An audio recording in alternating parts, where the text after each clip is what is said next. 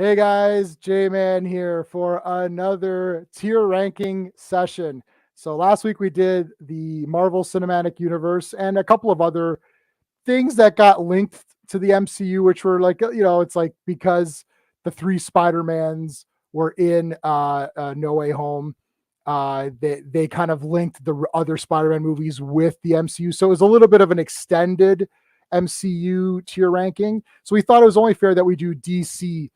So it's basically the live action films. Now I just want to let everybody know that I did not create this tier list. These tier lists are through tiermaker.com. So you can go on there and you can see all of the different tiers that they have. So someone else created this tier ranking list. So it does not include any animated features. It does not include the Batman serials or like Superman versus Atom Man. It doesn't include what else was I looking at? There's a few others that it didn't have. Let me see here. Yeah, it's got most of the big ones, so it should be pretty good. There's a couple of others that it's missing that I just thought off right off the top of my head. Like there's no Captain Marvel stuff. There's no Captain Marvel serial. There's no Spy Smasher serial. So the serials are gone. But it does have the Adam West Batman because there was a theatrical film for that. So that one is in the tier ranking. And the way it works is that we have 5 tiers and we're going to decide through committee where they all go. It might get a bit crazy because everybody knows I'm very strong opinion on some of these movies. But also I do have a fondness for a lot of these movies. So people may have to reel me back in because I might get really pumped for something and people like, no, this is not a great movie. So keep that in mind. Super quick show notes. Tuesday, we're going to be doing the World Wrestling, Women of World Wrestling stream, and we're going to talk about NXT Vengeance Day, which is going to be tonight. So we're going to talk about that and NXT and SmackDown and Raw. That'll be Steven and I on Tuesday. Wednesday, I'm going to be on the Action Elite, so make sure you're subscribed to the Action Elite. The link to the Action Elite is in the description of this video, plus all my other videos. We're going to be doing a versus on Action Elite's channel, and we're doing Under Siege versus Under Siege 2 Dark Territory. I just rewatched them both today, so we're going to have a lot to say on that. Thursday, we're doing a look at every comic that came out in January of 1991. So Sean and I are going to go through Mike's Amazing World of Comics. We're going to do the Days of Thunder, the awesome comics of the 90s. So we're bringing that show back. That's going to be on Thursday. We're going to go January 1991 and go through every comic. And then Friday, I think I might take the night off. I'm going to see. I'll think about it. We might do a versus. Steve and I are playing with some ideas right now as to what we could do for a versus. But I will keep you guys posted on that. Okay, so I can't do this alone. So we got like a lot of people here. Sean could not make it today, so I made fun of him on last night's stream. And I needed some support because some of these movies I'm going to be arguing about, but that's okay. I'll go it alone. But let's bring in our first regular guest. Hey, I didn't bring him in. I clicked the button. Damn StreamYards. You're fired. StreamYard, you're fired. It's just, come on.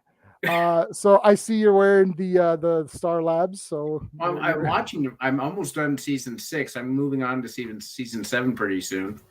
And then you might have to move on because season 7 I don't think was too stellar, if I remember. Well, season 5 wasn't, neither was season 6. So right. Okay. Well, yeah. All right, so let's bring in. Now he was here last week, and he's been on. He used to be on all the time, but we've kind of gone back and forth. But we're bringing him back for another round. Let's bring in. You called me. All right, how's it going, Gray? Guys, what's up? Hey, good. Gray. Hey, all right. Steve, you evil genius. He controls everything from that chair or whatever. Why do you think he got that Star Labs hoodie on, man? You know how exclusive that is? Actually, this was made at a store near me. It isn't even something I bought offline. See? All right. See, that's the cover story. That's it.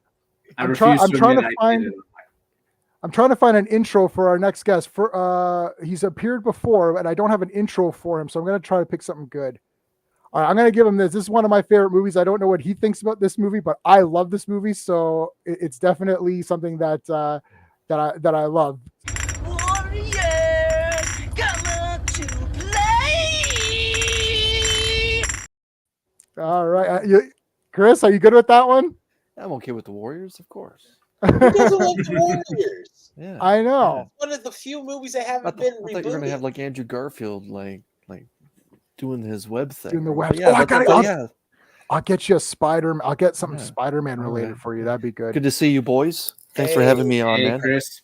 It's gonna be fun. So Sean bailed out because he just couldn't handle the truth. That's fine. Well, he couldn't recover from last week's MCU one. He was probably like worn out from it. And we just did Hereditary versus Midsommar last night, and that's a lot of There's only slow-moving so horror much a movies. man can take, J-Man. There's only so much. You better call him. You better have him on suicide watch. He's down. He's in a bad place. All right, let's say hello to some of our friends here. Heroic Gangster, hello, good What's to up, see you. HG? HG, who else we got? We got Josh. Okay, Josh, I know you're gonna be currently Yeah, playing just God of War. Oh, nice. All right. I know Josh is opinionated. Flash by Night Comics. Good to see you. Thank you so much. TJ. He wins automatic. Oh, Steve, you've already won. What happened? I got Superboy. I have Nightwing colors, man. They're got- inverted. No, TJ Flash by Night is a big Flash guy. So yeah. Oh, yes. come on. Flash by Night. Yeah, Yes. yeah. I shared this video out to a bunch of chats. Oh, awesome. Yeah. Thank you. I He appreciate that. probably works for Cadmus. Oh, Flash by Night. I've subscribed to. Did I not? Whoa. Yeah. Yep. Yeah. Flash Yeah. was on. Was he on when I was on, Chris? Yes. Yeah. Yes, I subscribed to him. Yeah. Thanks for showing Cadmus. up, and that's awesome. Okay, so we have Professor Bill from Comic Book University. He is coming. He usually is slightly late. The So diva. right, which is okay. we'll do maybe some of the easier ones. I made 5 categories. I can just share the screen right now. Let's get you guys on here. So I did Superman as the top tier. Oh, come on, Really man. good. We're better than this. Come on, No, man. I did. No, I like that. I didn't know what else. There wasn't as many like obvious things. All right. Like An ode to Superman. Clark Kent. We Okay, don't- he would find that funny. Yeah. Well, listen. We got really good, and then we got stuck in the middle with you. So just Mhm. mid tier, and then we have sucks, and we have dumpster. Now last week She-Hulk was so bad we had to make a She-Hulk category that on the bottom that we had to put that. Everyone hated it so much that we had to make a category on its own. It was just called She-Hulk. Yeah, I thought you would have like a Leave Professor birds of Bill. prey category there. But okay. I was Oh thinking wow! of- Oh wow, that's rough. Yeah, Well, I'm okay. with that though. Mhm. So since you mentioned Birds of Prey, let's do that one as the first one to show how it works, because Chris has not done one of these before. So here's what we do. So I'm gonna have to go to the other screen. I'm gonna try to keep an eye on the comments, guys. So I might not see you guys because I'll have the screen. I don't have 2 screens or whatever. So I'm trying to keep Yeah. the comments. So we won't see. So the way I'll go first. We'll just do it in this order that you see on the screen. So I'm first, and then Steve, and then Gray, and then Chris. Do you guys see that same order? Yeah. Is that what you guys I see? think I found out our dumpster fire. Catwoman. Okay. Oh, you're getting. You did this. You're getting ahead of ourselves. That was a legendarily bad Oh, movie. come on. That's universally known. It was so bad. Come on. Right. So, So wait, where's cheese. Birds? Okay. Yeah. So here's how it goes. We take Birds of Prey. Yeah. So you guys, can you see me moving that around? Yeah. Okay. So let's say I'll say like, okay, I thought it was in the middle. So and then we just go down the line. So Okay. basically, I'm gonna put it in sucks. Okay. I'm not gonna put it in dumpster. And my reasoning for not putting it in the dumpster is that I actually do like Harley Quinn in this movie, and I like the visual, fun aesthetics of it. But it ruined a lot of characters, so it definitely has to be in a sucks. But I'm not willing to argue for this movie, so I don't really care that much. Steve, did you even see this movie? I saw it with you. Ugh. You saw it. Oh, you saw it with me. Jeez. Okay. So where are you putting it in the dumpster? That was me, man. That was me. That was me. I don't know. I was the guy saying next. No. Well, we tried to erase that from our memories. Yeah, right? we no one's really going to admit that, especially in a court of law. Right. Sucks. Yeah, So- I think sucks. I Sucks, don't okay. I didn't hate it, but sucks. Yeah, it did suck. So Yeah, it sucks. Okay, Gray, down or leave it. As bad as this movie is, the color palette makes you want to feel like you're on an acid trip on Fruity Pebbles. Right. Yep. Like just everything about it. Just why is Harley Quinn a protagonist? Come on, Gray. Do the right thing, man. She's Do the insane. right thing. Move it down one. There are good points in this movie, though. And Human Black Mask, the best part. Okay, so you like Black Mask. Colors were cool, so keep it in sucks. No, it was bad. No. We'll take it down one. I'm putting it down. Oh, down to dumpster. Okay. My man, right there. All right, dumpster. Yep. Yeah. You just All right. said how you like Hey, this. I and like this. Yeah, you know. What the hell is going on? Correct. This was like an M. Night Shyamalan. It was like a big twist. Yes, actually. it's like It's like- twist. What the okay. hell? So Chris, dumpster or If there was a tier where we could go lower, I would support that. Let's be honest. Let's knock off a couple big things. Yes, Harley Quinn is in it. Yes. However, they went and got themselves a prime time actor in Ewan McGregor and wasted his talents. Need I remind everyone who's watching this that they literally had 20 people with fully automatic weapons open firing on Harley, and she was just walking around like in Right. some Looney Tune cartoon, not getting picked off, and her with semi-automatics, bang bang, wiping everyone out. It's like kill shots every time. It's over the top fromage. This Okay. this is by far the worst offer the DCEU offered up on a plate, and Okay. like send it back to the kitchen. It was just terrible, terrible. all right. So I really in this like how you said situation, the DCEU, not the animated U. right? They're almost No, we're not doing. Yeah, because there's too many. Yeah. I know. I'm just saying. There's just too many. That's another thing. That's another time. Okay, so I'm willing to accept dumpster fire or dumpster. Steve, you're good with dumpster, right? I'm not going to fight for this movie. Yeah. So let's okay. So that's dumpster. That's it. That's done. When it's all said and done, we can always go back and look. I'm just gonna do this one right off the bat. Like, this is Superman Part 1. Mhm. Does anyone not think it's in the top tier? My only gripe with it is it's dated, but I don't even think that it. I don't think that it is. I watch it like every year. We watch all 4 movies every year, my wife and I. And I mean, I just watched it like 2 weeks ago, the 3-hour version. I'm like, I don't know, it's The awesome. Donner cut. He did have a pimp though. It had the pimp. That's bad. That's a bad outfit. Whoosh, and he flies up. That was awesome. Yeah, you know what? It stays. And I'm with Stays. it. Yeah. Remember, this It's came out classic. Christmas of 1978. Like, it had arguably the best actor of all time at that time there, Marlon Brando, in it. Even if it was a cameo. Like, they had multiple producers come together to do this, and its special effects were fantastic. You got to remember, this is a movie that was recognized during the Academy Awards as well for its special effects. And an unknown guy named Christopher Reeve, unknown, imagine that at the time, unknown, stepped in and put on like 40 pounds of muscle in the span of a few months to play the role. Like, this is the cream of the crop. Like, Yeah. Yeah. Okay. Yeah, I agree. Well, Chris Reeve's my hero. I donate to his charity, automatically just donate. It's a recurring payment. They just take the money out. It's like Chris Reeve's my hero. I get the dog tags every time they do it, but like it's just he's my favorite. I love this movie. I think it's a great film and a good comic book movie. It kind of does everything. So let's see. Birds of Prey carry the X. Yeah, she did have the X out. Disgusting scene. Dumpster suicide. Okay, so suicide. All right, sorry, beats. Okay, so let's do Let's do a fun one. let's do a fun one. How about the Joker? So this is the Joaquin Phoenix Joker. I'm actually going to put this in the middle, but I'm open. I'm open on this movie. The reasoning for the middle is that I actually think it's like a pretty good movie, and I have seen Taxi Driver and all these other things. I think it was a good movie. I actually don't think it's the Joker.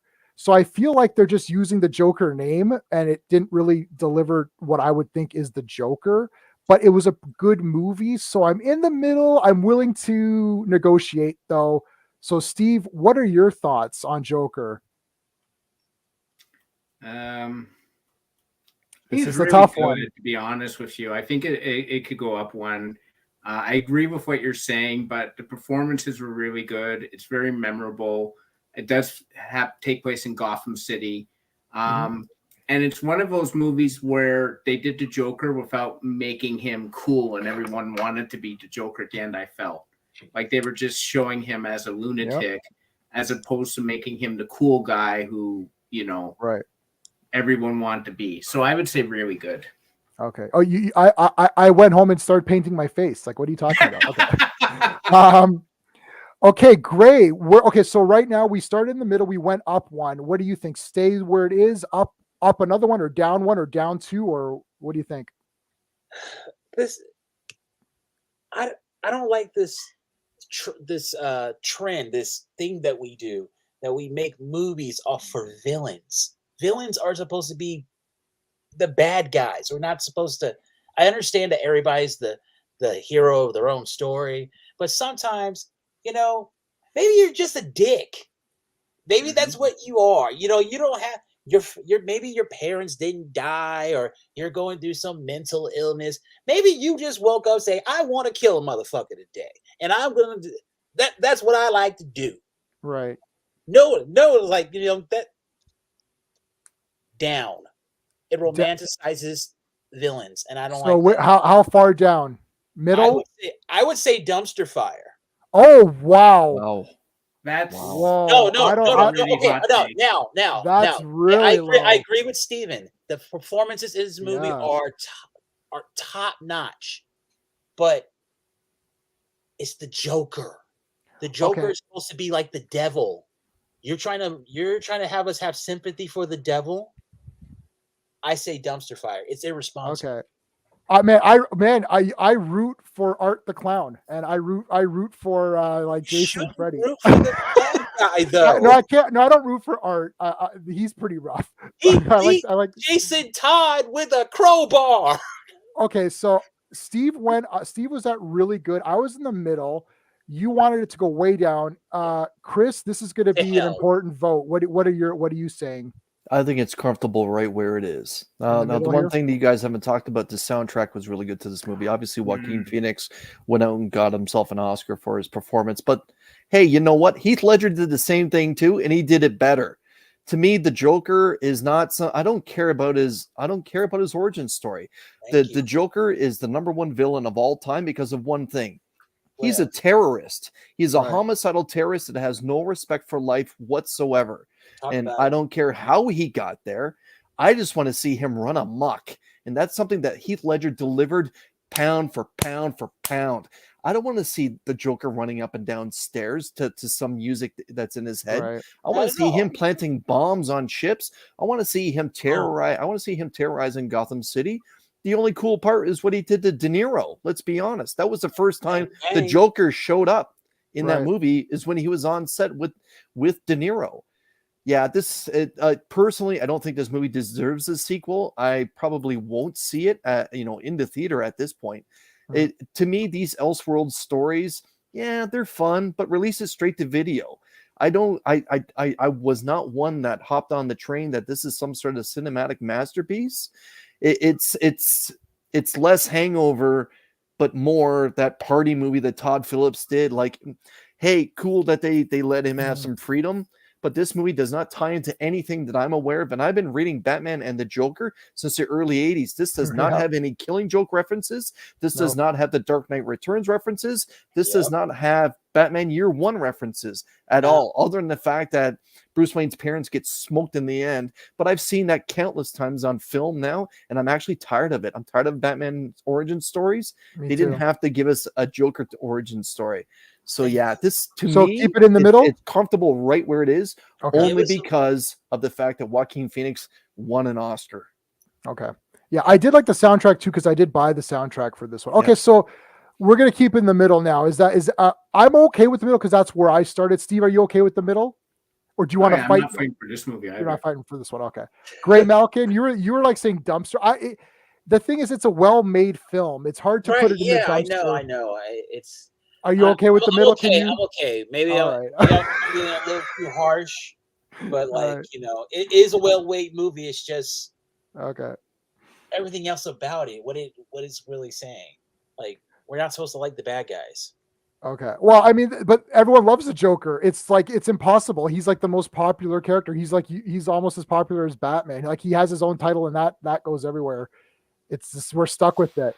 I agree with you in that sense. Tells you, but it kind of tells you about our society, doesn't it? It does, but we're gonna just do the tier rank. Oh, wait, I'm sorry. I'm just. I want to do society on this one. We can do it. We can do it another. I'm just- putting Adam West at the top. I'll Oh fight. no, that was just fun. So That- I don't know that- who that- wants that- to. Like it's Steve? so 60s, and it doesn't, and it knows what it is. Right. Like it's I used to watch Batman the TV show as a kid. It's fun. It's not in continuity, but like you just like it's fun. It's the 60s. So you want to leave it at the top? Yeah, leave it. It's Okay. fine. Steve? It's Adam West. If it's not at the top, I don't know where you put it. All right. Okay. Yeah, and I've seen the series probably 14 times over. Like I will rewatch it and then just start again.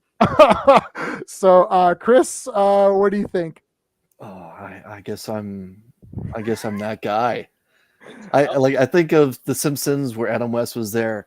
Pure West. Oh, right. Oh, that's awesome. I remember that. I remember that fondly. And let's be honest, the two big great series that came out of the 60s was the Batman live action and the Spider-Man cartoon.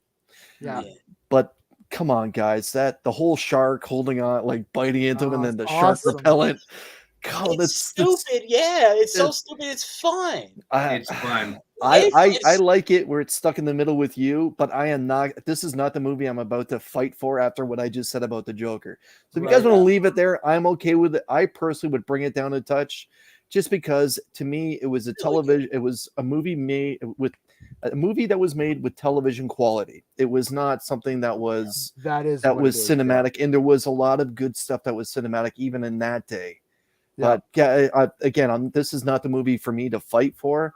But yeah, that the whole shark on the legs and the back cop there, like That was even for Batman, that was a little too much. Like jump on the shark before that was even a thing.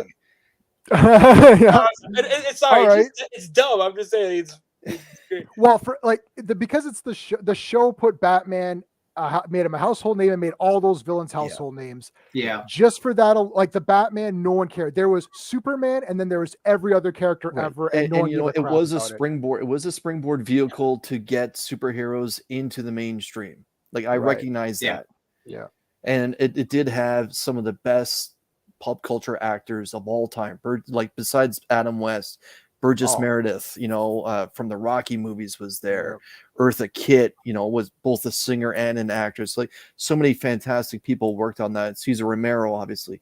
Yeah. So many great people worked Frank Ocean. on the Batman franchise at that time. But that movie, though, some of the shows were so much better than the movie. Yeah. Oh, of course. Yeah, so the movie's more representative of the whole thing. As a movie, it's not as good, but like it sort of represents all of it. So the next big Batman for me that changed the game for all superhero movies to come is Batman 89. I'm putting it at the top. I've memorized the movie. I can sit there and talk the movie while it plays. I was going to do that on YouTube once, but then it would get nailed for copyright because I'm playing and watching the movie. But I absolutely love Batman 89. It's going to the top for me. Is there anyone who doesn't want it at the top? No? Everything about this movie is great. Keely Chow, how's it going? Hey, Chow.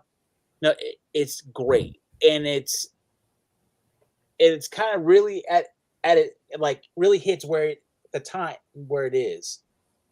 I mean, Prince did the soundtrack. The whole soundtrack. Yeah. Prince, dude, that's like getting like That's It's like nothing. It's like nothing. It's like nothing. Yeah, I was gonna say like Yeah, there's it's well, weird. Queen doing It's Flash great. Gordon's pretty good. Yeah. Flash Gordon was not Batman '89. It was not Batman. Yeah. Yeah. No. Oh, I love Flash Gordon's in my top 10 favorite movies of all time. Oh, and let's not talk about. Can we talk about Jack Nicholson, an actor who was too old to play the Joker, who killed it? And how was he not nominated? Yeah. Like, yeah, he's awesome. Like, okay. Luckily, he had 50 million to make himself feel better. So let's just talk about this for a moment. The backlash when Michael Keaton was first announced as the actor for Batman, and the backlash that actor received because he was known as Mr. Mom and Gung Ho and all these 80s comedies movie. No one would take him seriously. He's too short. He's not good looking enough, and all this stuff. And then the movie came out. And who does everyone say the best Batman is, pound for pound, generally now? It's Michael Keaton. And the man still goes on about portraying it. Like, how many interviews have you watched him where he literally does the "I'm Batman"? Like this movie is one of those iconic movies in time. Never mind just pulp culture or superheroes. This is one of those iconic movies in time where it was truly a phenomenon. This movie was a phenomenon. It was, and I lived for that during that, and that's why I don't, because of '89. I call it the '89 rule. I do not comment on casting, because when I was a kid and I saw this guy, I was like, "What? This is the worst Batman there like ever. This may as well just be Adam West in this. Get him back." And then I was like, "This is my favorite movie." I saw it 3 times in the theater. I reviewed it for my grade 6 class in front of the class with the teacher, because my grade 6 teacher was in the theater with me when I had seen it. And he called me to the front of the class, and me and him did a Siskel and Ebert review for this movie for the class. It was crazy. I love this movie. Okay. So let's keep it. That's an easy one. let me see what's another one. Let's do Suicide Squad. I'm going to put Suicide Squad in It Sucks. Is this the first offering? I'm sorry. It is the first one. Correct. Okay. Steve, what are your thoughts? Dumpster. This movie. Oh, okay. Garbage. All right. Garbage. This movie All right. sucked ass. Bad villain. Ridiculous plot. There is nothing redeeming about this movie, in my opinion, whatsoever. Viola Davis. Amanda Waller shoots her entire staff for absolutely no reason. But that was a dumb scene, though. Steve's right. That was dumb. She just shot everybody. It's like, oh, okay, is she supposed to be badass, but don't you need any of these people? Anyways. Yeah, it's garbage. What's his name? I forget his name. The commander. Oh, God, I can't forget. Rick Flag. Flag brings unsent letters from his daughter to Deadshot. Yeah, that was weird. On a mission, just in case he's got to give them to her to say, hey, you got like. You can totally tell Waller would have given that to him and said, like, give these to him just in case. Just in case. Waller would totally do let's that. see. Extra ammunition, check. Grenades, check. Letters from Deadshot's daughter to him that we didn't give him, check. It's a Simpsons episode. All right, so Gray, are you trying to push this thing up? Because I'm okay with where it is. I put it sucks, but I'm good with Dumpster because I really don't care about this movie. I would just keep it sucks. Like the soundtrack was really good, but like everything else about it. Like all right, this is just me, real quick. With DC, you would assume everybody knows who the Joker is, right? I always thought it would be kind of a nice little touch if they replaced the word crazy with Joker. So when Will Smith was shooting at him, he's like, "Man, y'all jokers are crazy." Like, wait, did he say that? Yeah, he said like y'all crazy. He said you're crazy. He said like you were crazy, but like I don't know, just why is it? I hate Jared Leto. Yeah, no, I don't like him either. He's awful. It's not the Joker. It's just like some gangster guy. But that character is very scary in that movie. It's not the Joker, but whatever it is a scary character, and there is a threat to him. I thought this movie was supposed to be the Suicide Squad is assembled to fight the Joker. When they're sent to fight, who was it? No, who was Enchantress? That's a Superman villain. They can't defeat that woman. She'll destroy them. And then her brother shows up like, how can a baseball bat even damage this character? It's like stupidness. And how does she become the Enchantress again? She's in a hotel room of Flag. That briefcase that supposedly controls her is nowhere to be found. Yeah. And they just leave her out there, and they're like, "Yeah, you turn into the Enchantress. Don't worry about it. We'll just catch you." Yeah, no, this is a dumpster. Chris, what do you think? I have 4 words: release the air cut.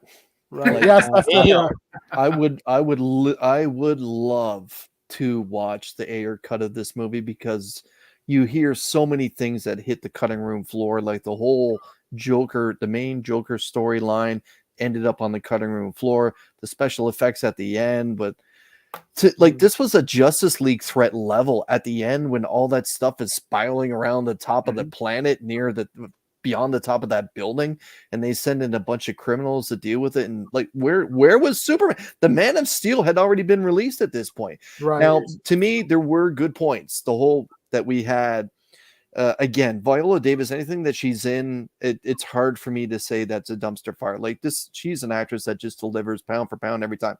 And to me, the number one villain in DC Comics is not Darkseid, it's Amanda Waller. Boom. So I have a very soft spot for Amanda Waller. So I can't leave this in a dumpster area just where it is right now. I would have to at least go sucks. Okay. But again, this is a movie that's made on the streets of Toronto.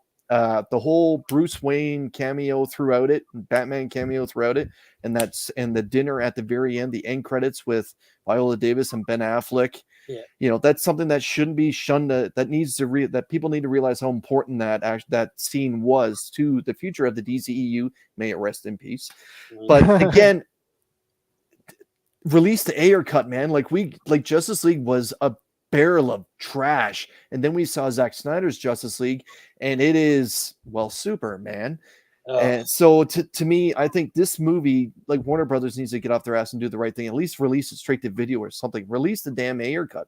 Let us see what the Suicide Squad was supposed to be, because even the soundtrack was different. Like, there's stuff. Yeah, it's like a completely different. And movie. Like, again, this was the introduction to Margot Robbie's Harley Quinn, which is incredible. I can't imagine anyone else as Harley Quinn, and I had no problem with her casting, but she took it to the next level. The accent she did, the Mr. J, the whole 9 yards, the bat, everything perfect. And it was David Ayer that is the one that was at the helm for this until it got cut up. But let's be honest, this is not the worst DC movie in the last 10 years. It's not even close. Okay. But all right. This is the movie where I would say, okay, I'll argue a little bit on this one. I don't think it's dumpster, but it's fringe. Okay, so we're gonna leave it in sucks, and we've got someone backstage to come in. So give me 1 second. So we're gonna leave it at sucks. We're good with that, right? Pussy. I'm like, damn.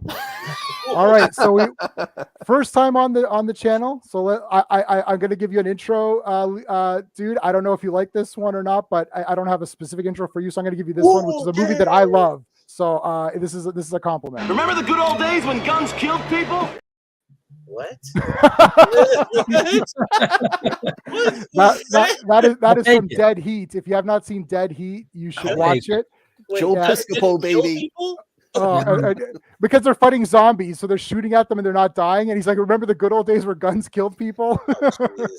Perfect. All right, so Legion of Comics, you're here. So we did start a bit.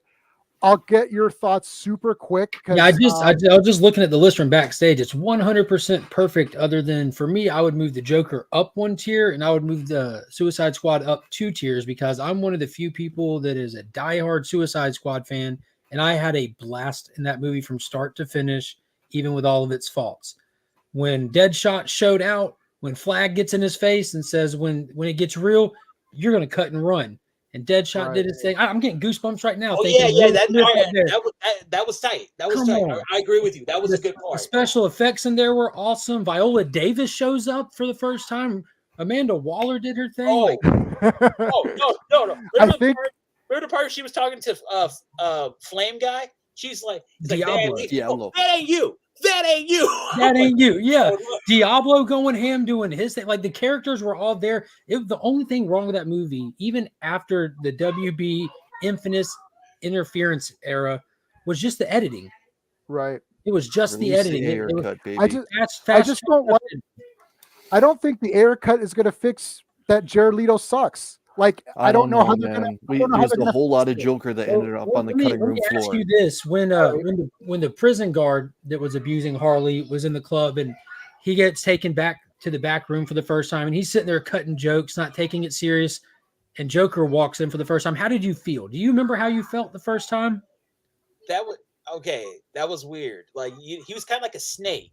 He kind of like slid. Yeah, I've seen it a behind few you. times. I don't remember. But I'm saying, like, exactly.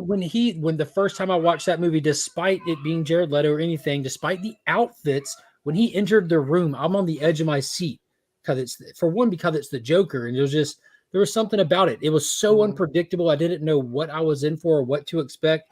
His moments with Harley were great. They just went a little bit flamboyant with the design, is all. I really think that was. So you're saying, so everyone said dumpster or sucks. You're saying one up, but I mean, I don't know. You don't have to move it. I'm just saying I'm an anomaly on this one. Here's the thing. Mark knows my kryptonite. He's going to say Viola Davis as Amanda Waller. I'm going to be like, fine, put it wherever you want then, Mark. Because he knows how I feel. All right. I see the faults in it. I definitely do, but it's just a personal thing for me. Like Chris knows this. I'm a diehard Suicide Squad guy. Okay.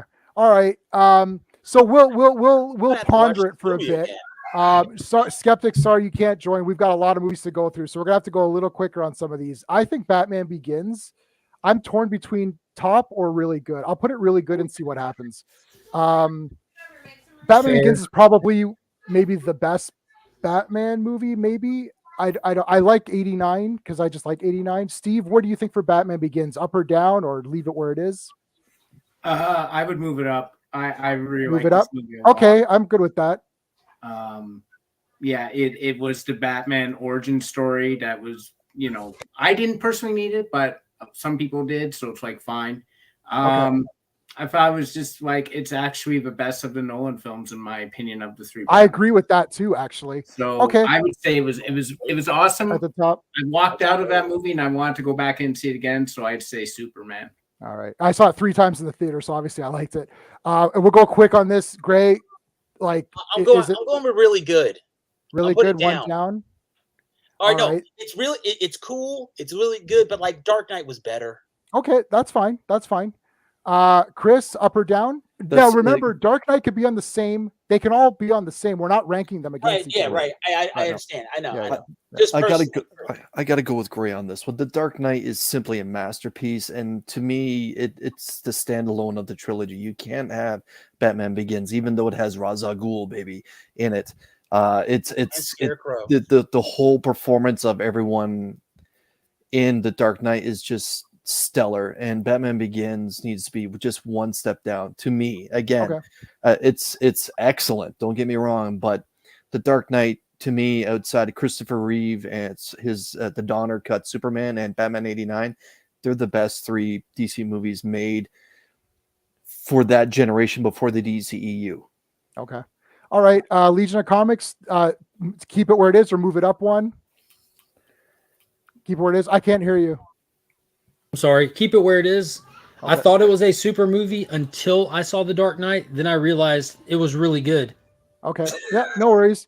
It is no shade. It's not. It's not. No. That's fine. To the film. It's just the sequel outdid the first one.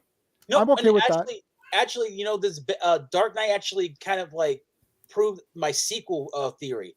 The second one has to be better, as good, if not better, than the first one. Terminator 2. Boom. Superman 2. Scream 2. Godfather 2. Empire Strikes Back. Okay. Spider-Man 2. I like, Spider-Man 2, I agree with. The other ones, I like both movies, so it's hard to tell. For me, The Dark Knight is in really good. I'm not putting it to the top for me. I feel that like there's a lot that can be cut out of this movie. Like halfway through, I'm just bored. Like when he's going to Hong Kong and stuff, I'm like, I don't care about any of this like at all.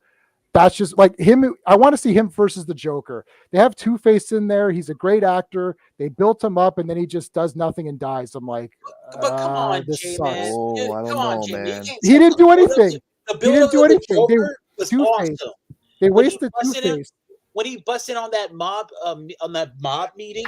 I know, but they wasted Two-Face. I'm not saying the Joker's bad. I'm saying the Joker is good. I'm saying they wasted Two-Face. Do you consider that they wasted him when they went into this knowing it's just a trilogy? knowing it's just a trilogy. Then And don't this- use them. They Oh, had right, to use him don't- because he then became the reason for Batman not to be, or to stay the true vigilante, almost a villain in his own story in the eyes of those that lived in Gotham City, because Batman decided that Harvey Dent, what he did in the end, the whole hospital scene afterwards, and the killing of the girlfriend and stuff, that was all Harvey Dent. So the Two-Face part I thought was really well done, because Batman and Gordon decided to cover up that whole villainous part and just put Harvey Dent as a hero and let Batman take the fall. And then Batman, it set up the third movie for Batman to have his redemption in the eyes of the Gotham City citizens. The rise. Right. I understand what you're all saying, and I understand that in the movie, and I still put it really good. But I've seen this movie like 5 or 6 times. I just know it's Two-Face is still wasted. I can't. He's hardly in it. He looks cool. I understand the thematics of it. Jay, you might be right, but in the end, Yeah. Heath Ledger's performance is arguably the Heath best Ledger's superhero performance of all time. Marvel, DC, it doesn't matter. Heath Ledger made the Joker his own. Heath Ledger's Joker set the bar to what all actors need to accomplish, whether it's a hero or a villain. That's why that movie needs to be in Superman. Okay. All right. So a magic trick. Steve. Okay. So Chris, you're saying at the top, right? Oh, Yeah. Steve, where are you at? Are you at really good or at the top? I'm at really good. I mean, I watched this movie a bunch of times. The Joker is one time I looked at my watch because I'm like, Joker hasn't appeared for like 40 minutes. Yeah, he's not in it that much. Two-Face is a very slow burn, and then he just get killed at the end. I'm just like, really? I don't know. I think this movie has become a myth in people's minds, but it's one of those myths that when you sit down and watch it, it's really good. It's not a dumpster fire or sucks or anything. I wouldn't go that far. I love the opening scene with the IMAX and all that stuff. That was awesome. When I first got a Blu-ray player and I got that, I threw that in immediately and I watched that beginning scene. I love that. I love Heath Ledger's performance. I don't love Heath Ledger's makeup. I hate that whole stuff. It's a really, really, really good movie, and it's made by a really, really talented director with a lot of great actors in it. Okay. I don't have that connection that everyone else seems to have to it. Yeah, me neither. and I feel really good. I feel really good about really good, but Really Superman. Good. Okay. All right. Legion, you're the deciding factor. Where's it going, up or down? I've got to keep it at super. And when it comes to it, I think y'all are I don't want to say you're missing it, but for me, the Harvey Dent stuff hit different. He was our pulse on Gotham City. He was our pulse on the hope that this city is supposed to have. He was Batman's moral compass for that movie. You can't do that and get that kind of vibe from a nobody character. You needed somebody like Harvey Dent for the comic fans who have history, books like The Long Halloween, to understand that connection, to build from that connection. And you needed that long plot with stuff like going to Hong Kong for the general audience to really see how deep these ties go with the mob, how the Joker is really, how big of a problem he is. Like what he is doing in that one city is causing them to have to go to Hong Kong. It was a butterfly effect, even in comics, unless you're picking up one of these excessively overproduced Joker books right now. He's an agent of chaos. He's not sitting there blowing stuff up. He's causing the chaos. He's a snowball effect. They mirror that perfectly in this. And I thought the makeup, it twisted me when I first saw it because it was so what we've never seen before. And then when Heath Ledger comes on the screen and he reinvents the Joker by making it so true to the character that like it just did everything. This movie fired on all cylinders for me. It kept him as a liar as well. The Joker is a habitual liar. We need to remember that as well. And every time he talked about the scars, it was a different story because the Joker is a liar. Yeah. All right. He probably doesn't even know anymore because he doesn't care, you know? Yeah. All right. Let's do something a bit more. Okay, so this is going to be a fail on my part. I own this movie on Blu-ray and HD. I never watched it because I thought the lead actor was miscast beyond hell. I'm a major Alan Moore fan. I'm an Alan Moore fan. I read Swamp Thing. I have all of the Swamp Thing stuff. It's Constantine. So I've not watched it. You've never watched it? Oh, hold on. I own it and I've bought it on every every time Jay, I had on Jay, DVD, Jay, and I this bought is it the on part where Blu-ray. Mark and I now leave your live stream, man. So okay, to me, this is not. I mean, I'm reading Constantine's like this does not look like Constantine at all. Now, people have told Okay. me that the movie's pretty good, but he does not look like Constantine in any Right. way. Does he? He doesn't have blonde. He doesn't have blonde hair. Like I don't get Yeah, it. It's that's like the Constantine and Sandman. so. I don't know. I'm putting it. I don't know what it is. So I'm gonna let Constantine you and guys Sandman's a decide. woman. Hold on. Steve, where do you think it should be? Just a one line. I don't want to go through this one a lot because it's not. Yeah. Where do you think it should be? Really good. Really good. Okay. Yeah. Gray, where do you think it should be? Just Keep where it it should be. Keep it where it is. People where it is. Chris, Ellen Moore likes nothing. I know. Nothing. Ellen Moore likes nothing. Arguably the best writer of our time, but he likes nothing that doesn't have his hand all over it. It's good right where it is. Okay, it's where Legion of Comics. Leave it where it is. Really good. Okay. You might not have. I'm gonna blonde hair, watch but it's this. true enough to the source material that if you watch it today, you're gonna be like, dude, this is fire compared to the other Okay. stuff that we've had It since. stands on its Okay. own. All right. I will. Gray got is absolutely correct. It stands on its own. Like I didn't even know what Constantine was, and I saw this in the theaters. I thought this movie is dope.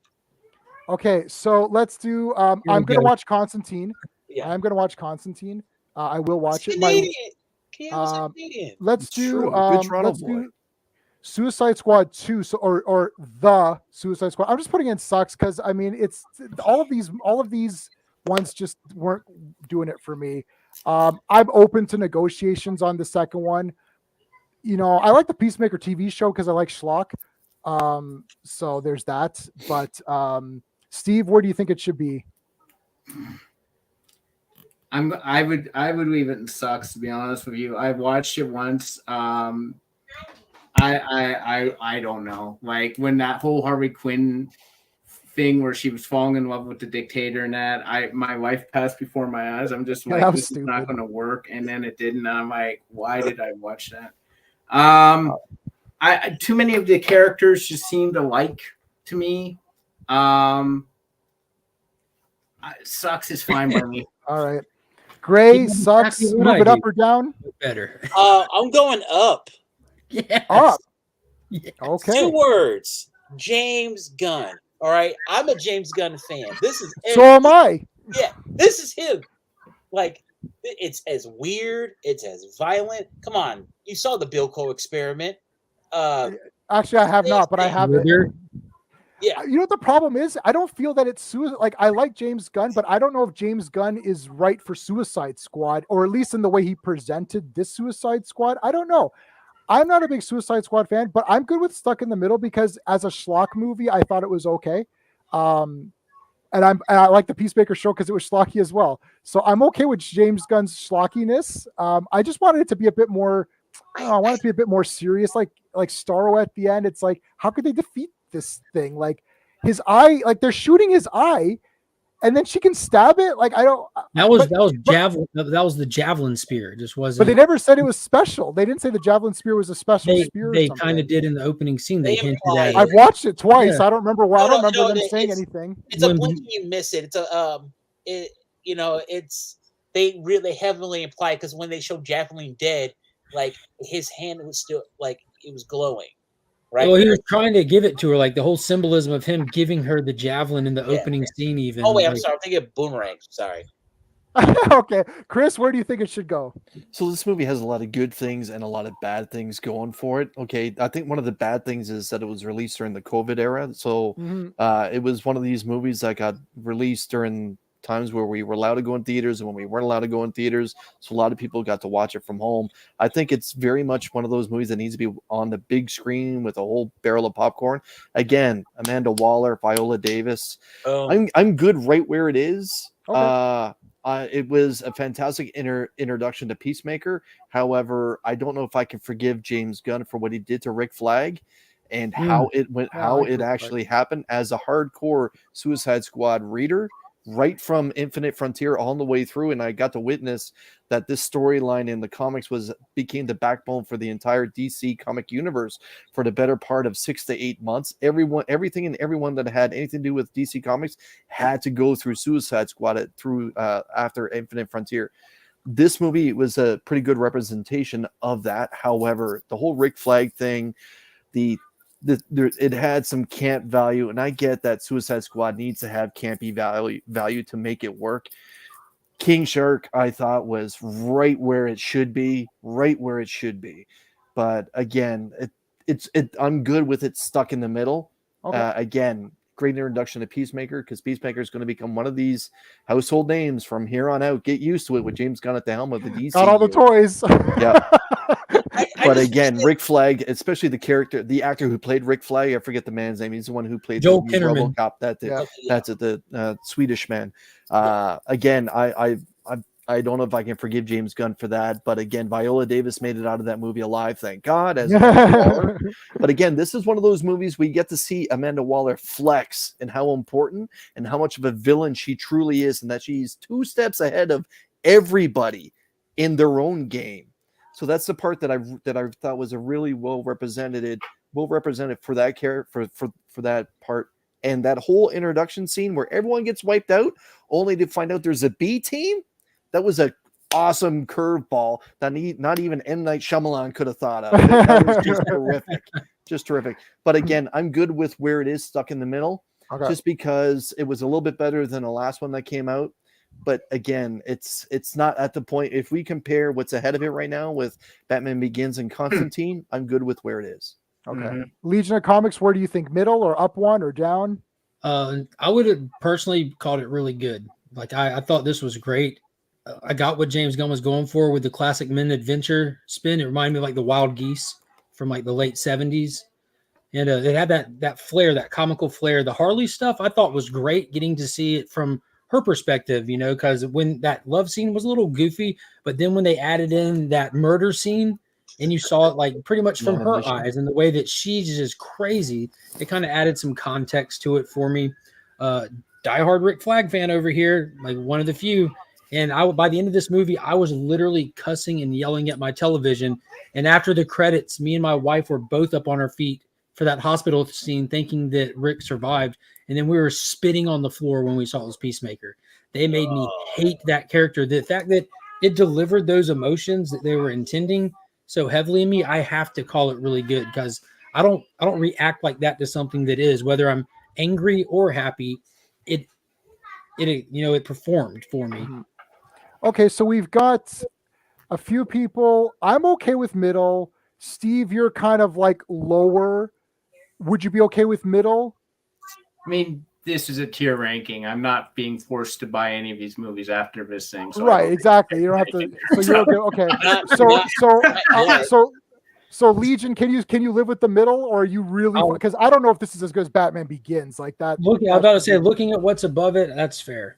Yeah. Okay. So that's good. Yeah. I only did 5 sections because it's either middle of the road, really, really amazing. It's like I think 5 is good. Yeah. All right. Let's do. Can I put Batman Returns here? Because I absolutely love this movie. I've seen it 1,000 times. Michelle Pfeiffer. Like look, I love it. I've seen it more. That's probably my most viewed. Let me look at the rest of these movies. That's my most viewed DC movie, I think. I've watched it and if I memorized 89, I've super memorized Batman Returns. The Penguin's my favorite villain. I know it's not the exact Penguin from the comics, but he looks cool. I like Danny DeVito. Michelle Pfeiffer's awesome. I love this as a kid. Still love it today. I love the visuals. So I'm putting it at top. I'm open to see where people are at. Steve, where are you at on this one? The funny thing with this one is it visually is arguably better than the first one. But Michelle Pfeiffer is iconic. Yeah. And I don't think Christopher Walken's character gets enough love because he is the unsung hero of this movie. He pushed her out the window like it was nothing. I mean, he was, and he survives all the way to the end. He doesn't go mid movie or anything like that. The only reason I would put this in really good is, sorry, but I agree. The Penguin is he became, more so what we knew, but it wasn't my Penguin. I don't like monster Penguin. I like aristocratic human being, Monaco, non-dirty Penguin. That's it. That's the only reason I would put it in really good. Otherwise, I have no qualms with Superman. Okay. Yeah, I know. It's not the I love the Penguin. It's not the Penguin, but I don't know. He just We get that in the movie though. They give us both, Yeah. Okay, Gray, good where it is. Move up, down. What do you think? I'm okay with where it is. Like I actually thought the whole thing with Catwoman and her boss being sexually harassed by her boss was way more interesting than Penguin. Like whatever, that's just me. Keep it where it is. Okay, sounds good. Chris, what do you think about Batman Returns? I think it's just really good. Okay. Way too much of Michael Keaton in the suit with the mask off. That really got on my nerves. It seems like Tim Burton just really wanted to push the fact that Bruce Wayne has diarrhea of the mouth. I'm Bruce Wayne. I'm Bruce Wayne. I'm Bruce Wayne. To me, that didn't necessarily work. Again, the soundtrack was fantastic. Yeah, I have that one. But to me, it's just really good. Okay. Sounds good. Legion? I didn't think I wanted to hear that. I'd keep it at really good. I love Batman's body count. People tend to forget how many people he killed in this movie when they saw later movies. And I'll be honest with you, the abs always drove me crazy. This is the first Batman film that I saw in theaters as a kid. Nice. And going from 89 to this, like, why did they do that to his abs on the suit? And it's always just been a pet peeve of mine. They went for the Art Deco look or whatever. It's weird, but I give this a really good. I don't think my Penguin is a ringleader of a circus. All right. I really like Superman 2, Christopher Reeve, Superman 2. Wait, is this the Richard Lester or the Richard Donner cut? I mean, they are different. Donner's cut has sort of the better scenes, but the ending is spinning back the world because he wanted to do that in part 2 and they couldn't. They didn't happen. So I don't like that aspect of having it happen again. And the Lester cut does have the line of "Would you care to step outside," which I absolutely love. They changed that for "What don't you believe in freedom of the press," which I think is like the stupid, like, why is Superman saying stupid things? I still love it. It's Christopher Reeve. I've got Christopher Reeve vision, which means that I love all the movies. I don't care. Like, I don't care about the plot. I don't care. Like, it's the just Donner like to cut me. wins it for the reveal alone at Niagara Falls. Yeah. So whichever one makes you want to give it a higher, think of that cut. Steve, Superman 2. You can tell me where you want it. No. Famous last words. I actually like 2 more than the first one, to be 100% honest with you. Yeah. So if we're going to say Superman 1 is in Superman, and I can't say Superman 2 would be lower. Right. They're so connected. I almost felt like where's the fan who's going to just make a 5-hour? Yeah. Where's that guy? He's I love the villains into. I love Zod and all those guys. Kneel before Zod, and he's bored. He's conquered the world. Like, they have the big fight. And there's so much to like about that. I actually do prefer the original cut. I don't like her shooting him. I prefer how he did it with the fireplace. Getting his hands in the fireplace. But how would you? That was the sweeter thing that was the more romantic. Yeah, I just shooting him, like, if she was wrong, he's dead. But anyhow, it was blanks. It was blanks. Remember? Yep. Yeah. Night Shyamalan that. I don't know. I just like it. The thing at the end where he tricks them and it's all on the outside. And then, when he grabs his hand and breaks it, like, that is such a great moment. So, Superman. That's my favorite. That's my favorite ending of any superhero movie. That howl that Zod gives. Okay, great. Keep it where it is. Keep it where it is. Okay, awesome. Chris? Keep it exactly where it deserves to be. Keep it where it is. Legion? There's not a higher option? Yeah, okay, so there we go. The super Yeah. Okay, I'm gonna put Steel in the middle. Oh my gosh. I'm ready to Listen. die on this hill, y'all. Oh, Listen, boy. listen, Judd listen. Nelson and Diane Lane. Listen, I'm putting it in the middle because I want to hear. Look, okay, I gotta tell you something. When Steele saves those people, and then he goes in the police lineup, which anyone on Earth is gonna know that Shaquille O'Neal is. It's like that's him, right? Only giant with a bloody face. The only giant. But then the couple's like, the man who saved us is a good guy, and he's not there. I like shit like that. It's like, you know, I'm like, I like heroics. Like, it's like, they're like, yeah, no, we're not going to turn this guy over to you. Look, So- one line doesn't make a movie. It does. So he had It two doesn't people, y'all, and then he goes up into the air. God, that's Okay, rough. so look. Oh boy. Oh, okay. So Steve, where have you seen Steel? I'm glad I don't have to be part of this conversation. I've never seen it, so I'm Listen, deferring. Look, I'm not going to fight on this one because I'm going to have some super controversies coming up. Okay, Greymalkin, what do you think for Steel? Okay.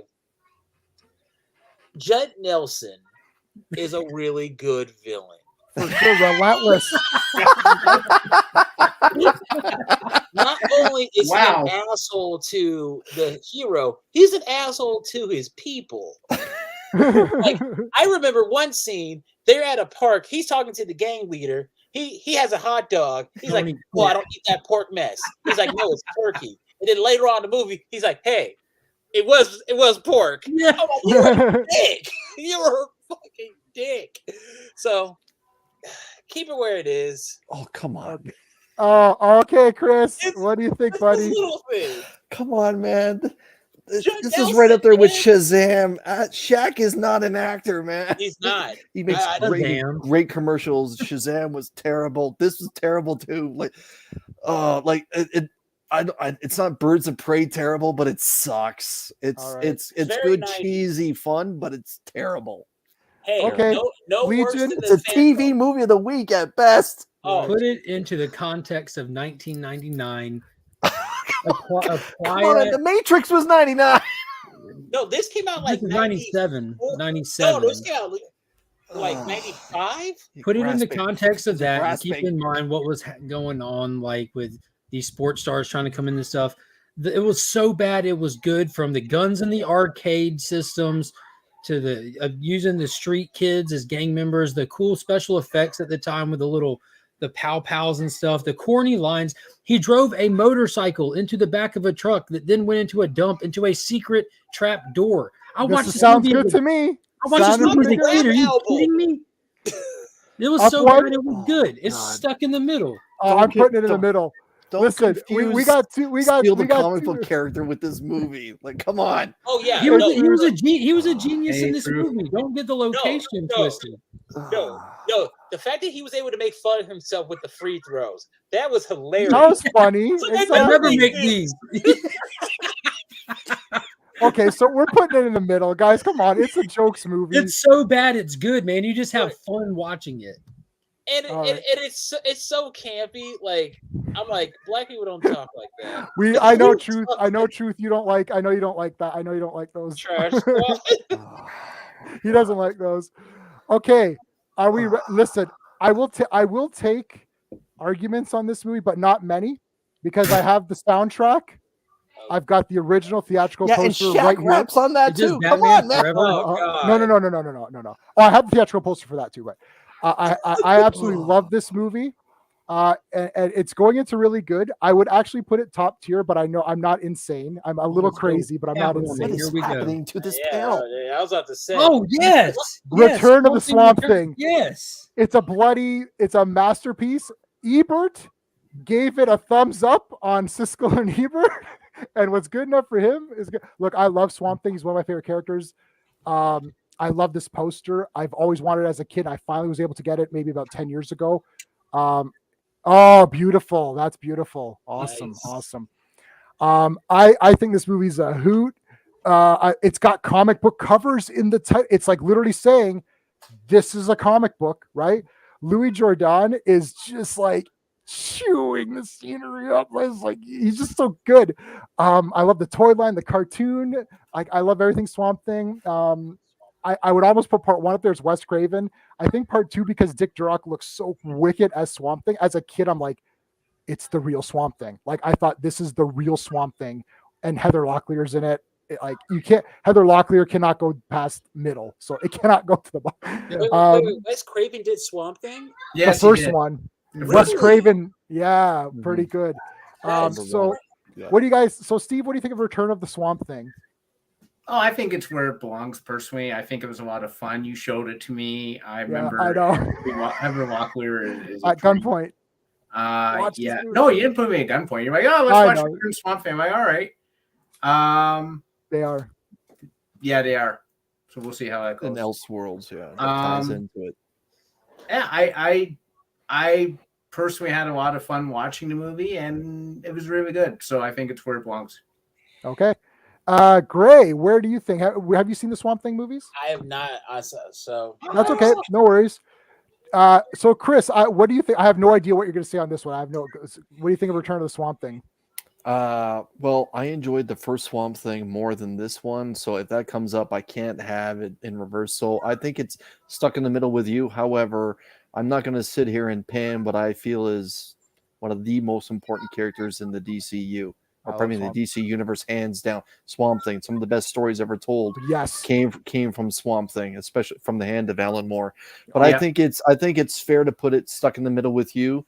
I don't want to overdo it because again, Wes Craven Swamp Thing, I think was just that little bit better, just for me. Okay, Legion. From the moment Born on the Bayou kicks off till the thumbs up at the end, this movie rocks and rolls all the way from the comparing scars, the campiness, the cool Jeeps, the mad scientist lab with all the lights and everything, the creatures, the suit upgrades that still could hold up in today's movies. My man, Dick Durock. Oh, yes. Wow. Oh, wow. Crushes it. And the cartoon that went with it, the toy line was all right there as well. Watching the 30-minute TV show back in the day with the overweight suit that made me think about. I got that too. Yeah, same here. How good this movie was. Swamp Thing just doesn't miss. And this was my favorite one out of them because of the energy that it had with it. Again, as a young man watching this on a VHS with the property of whatever plastered on the bottom of it because it wasn't even a wide release screener. Because I'm a second generation collector. My dad got his hands on all this stuff like before it was available and everything back in the day. So knowing I was watching something that wasn't even out there at the time, it just has so much appeal for me. Love this movie. Really good. Okay, so I put the other Swamp Thing right underneath. For me, I would put it really good as well. So I'm okay with putting it both because I do like both for different reasons. And Wes Craven's awesome. And it was cool to bring this character to life in this way with a serious filmmaker. So I would also put it really good, but I wasn't sure.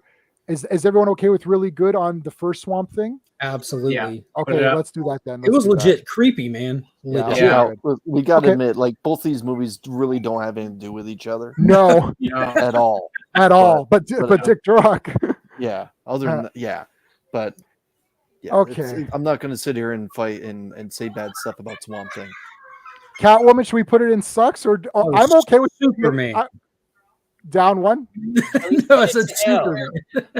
Send it to kill it and burn it with fire. All right. So okay, do we be disagree? The worst DC movie ever. I didn't watch it, so sure. Yeah, but okay, Steve, let me convince you why it's great. The villain, firstly, the villain is Sharon Stone. Right. I'm going to put this up. Hey, listen, if I get too much pushback, I'm putting it to really good. No. Look, she's going to kill everybody with makeup. That's it. I'm done. This is genius. Like, I can't even, because if someone said come up with a story, I couldn't come up with this bad of a story because you would be like, you're like, well, there needs to be something else going on. No, that's it. We're good. That's it. Yeah. Killing people with makeup. It's like a bunch of drunk guys at a poker game decided to make a movie during what someone was dealing. Yeah. This is they were about to lose garbage. IP or something and had to draw a script on a bar napkin one night to turn in. Yeah, it's true garbage. Was oh just my gosh. terrible. I mean, I've seen all these movies in the theater, except for the Adam West, of course, and Superman 1. And I don't think I saw 2 in the theater. But I just for Chris and Legion, you guys don't know, I own everything. Every DC and Marvel thing that comes out, I don't care if I hate it or love it. Catwoman, I bought that first day on DVD. I'm like, yeah, I got Catwoman, and I never watched it. I just put it on the shelf, and then I never went back to it. But so I don't despise anything here. Like it's like I'm good with comic book movies just to watch them, and yeah, is that the Blu-ray? Oh, you got Blu-ray. I only have DVD. Oh yeah, I don't DVD anything. I've bought it on DVD, then upgraded it as the stuff came along. Came back, yeah. I upgraded some stuff, like I upgraded anything that came out in 4K I bought, but anything that was DVD, that was Blu-ray that I liked, I did upgrade eventually. This movie I haven't gotten around to. I probably won't because I was a store manager of a movie store for 7 years of my life, so it made it really easy. I'm gonna. Okay, I don't know if this is controversial. It's Watchmen. Not at all. I love this movie. I love the Alan Moore comics as well. I got the original issues, of course, from back then, and I bought every single thing that came out for this movie. Like I got the philosophy book, the art book, the making of book. I bought every of the dolls, the big dolls. I bought all 3 of the big dolls, all the busts, all of the little figures. Then I even got the Maddie Collector figures that came out. I bought every Watchmen thing that you could possibly have. I think it's amazing. The ending has changed. I know. For the better. It's one of the few times where I was like, okay, I see the need or why you changed this to make it a bit more digestible for the masses. I think it was a smart change. It wasn't like we're just changing it to be dicks or whatever. So I think Rorschach, like Christopher Reeve is obviously the best, but Jackie Earl Haley. I hate these 3 name people. He was just like, when I saw him in the theater, I was like, I can't believe how crazy this guy is. Like this is literally like somebody peeled him off the comics and put him on. Plus Ozymandias, I don't know. I thought that guy was awesome. So I'm putting it way at the top. I think it's the best. It's obvious. It's for me. Is 300 DC or no? What is 300? Because that's not. 300's it's indie. It's an indie comic. Okay. Yes, it is. So I would say that this is Zack Snyder's best movie next, and I also like 300 a lot. Those are like my 2 Zack Snyder picks.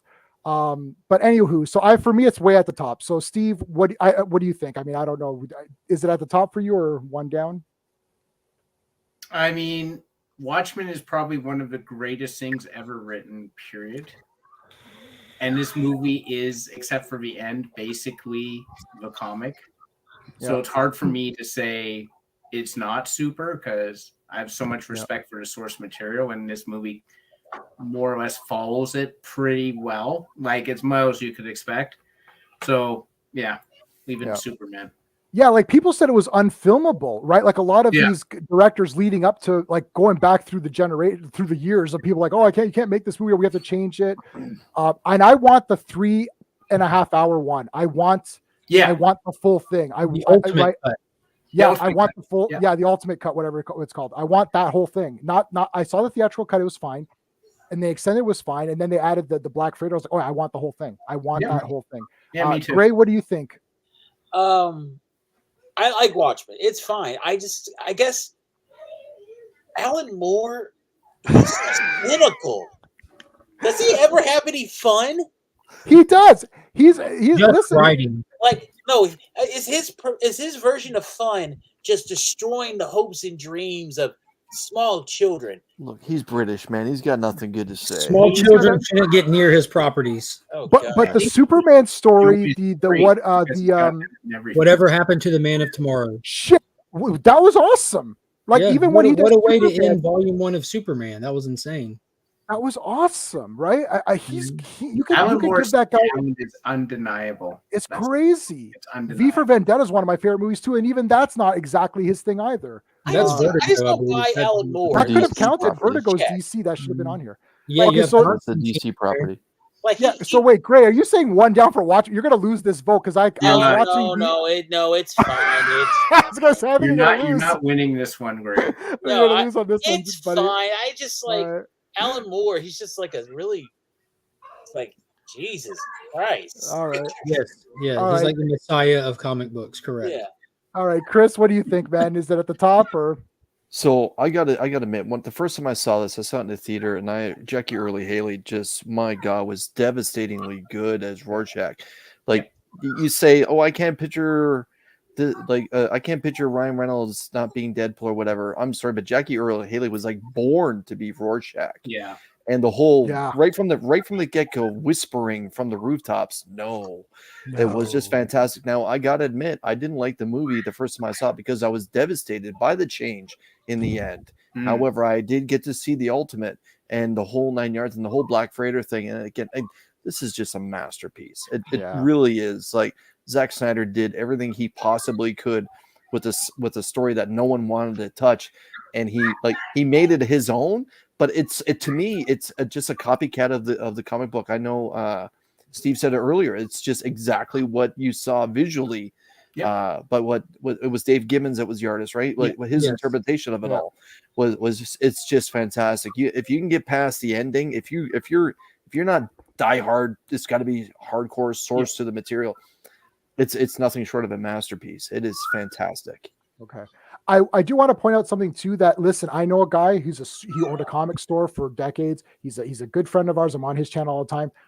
He's like, they changed the ending. F that. I'm like, I always go with, listen, I want the comic, but asterisks, the squid would have been weird for people. I think people, like, the movie was already asking a lot from the non-comic book audience. Yeah. It was asking a lot because I showed it to my cousin. She's like, what is this? This is not superheroes. I was like, you know what? It's not. I said, I should have, like, before I show this to I don't want to say normie, but a normie, you know, when I show this to a normie, I have to have like a meeting. Okay, guys, this is not going to be like Superman or a Batman movie. I have to explain to you what's going on. Are you get them prepared to watch it. I think the squid would have just maybe turned off some of the normies. Yeah, I've had people say they didn't like it because the story interprets Richard Nixon as some sort of presidential hero when he's a villain. He's a villain. He's a villain in Watchmen. Yeah, but just some people just, but what he presents is some sort of hero. And just this is not a reason for you not to like this movie because of the fact that Nixon is more than a 2-term president. Well, that was the joke of it too, right? That's the in joke. Okay, so Legion, what do you think? Top? This is god tier comic book movie making, in my opinion. Yeah. People say you can't be 100% comic accurate. Zack Snyder said, "Hold my beer." Having watched this rewritten ending to this movie and the way that they do the ending with an explosion, tying it to Manhattan, and it was all Ozymandias, and then Dr. Manhattan, the way that he responded to that was perfect. Having seen that ending, it makes you like really have to question that whole like comic accuracy thing. If you can adapt something and it improves it, why wouldn't you? And looking back on the comic, in such a grounded story from the start to the squid. The squid is outrageous. Even going back to the comic, like it jumps to far-fetched. Even in the book, having seen how smooth, level, and just consistent the film version is, I think that they actually improved on Alan Moore. And I didn't think that could be done. And I love the comic. I think that movie ending is just flawless. Okay, so we're keeping it at the top. Let's do a couple of these. Like, I mean, I'm gonna put like Jonah Hex, and let's do a couple at the same time. Jonah Hex and Green Lantern. I'm just gonna put those in the middle. I know everyone hated these movies. They're fine. Like, it's nothing that I wasn't like, like I collected Jonah Hex All-Star Western when they rebooted that, and I like the Two Gun Mojo. Like, they did a few miniseries of Jonah, and then they went into the newer series where it was All-Star Western and then it was Jonah Hex for like 70-something issues, and it went to All-Star. I liked all that stuff. Jonah Hex was okay. They gave him some powers, which is kind of dumb. Green Lantern, my same thing. Like, I walked out and we thought, oh, that was kind of okay. It's like maybe they could do something better with this. I don't know. I'm not a Green Lantern guy though. And everyone just hated it. I was like, and let me rewatch this again. I thought, well, it's kind of like, I don't think it's like, Catwoman, Birds of Prey. Like, people were treating it like it's the same as Birds of Prey. I don't think it's way down. It doesn't hold up very well over time, though. Everything except for Oa looks terrible when you go back. Terrible. It looks like bad set pieces. It's been painted with a little bit of VFX. It's rough. It's not as good. Yeah, I haven't seen it in a while. I mean, I own it on Blu-ray, but I haven't really watched it. I just going by my memories. Memories from the theater. Thinking it was all right. Yeah, so Jonah Hex again, it was okay. I'm putting in the middle. I don't care where these go. So Steve, what do you think for Jonah and? Jonah Hex, I didn't think was very good. When you got me into Jonah Hex, and I read it, and I thought this is fantastic stuff. And then I watched the movie, and I'm like, this is nowhere near the comic. Agreed. Josh Brolin is great as Jonah, like well cast as Jonah Hex, but there's nothing else in this movie to do. Oh wait, Megan Fox is in this. I didn't realize that. So is Michael Fassbender.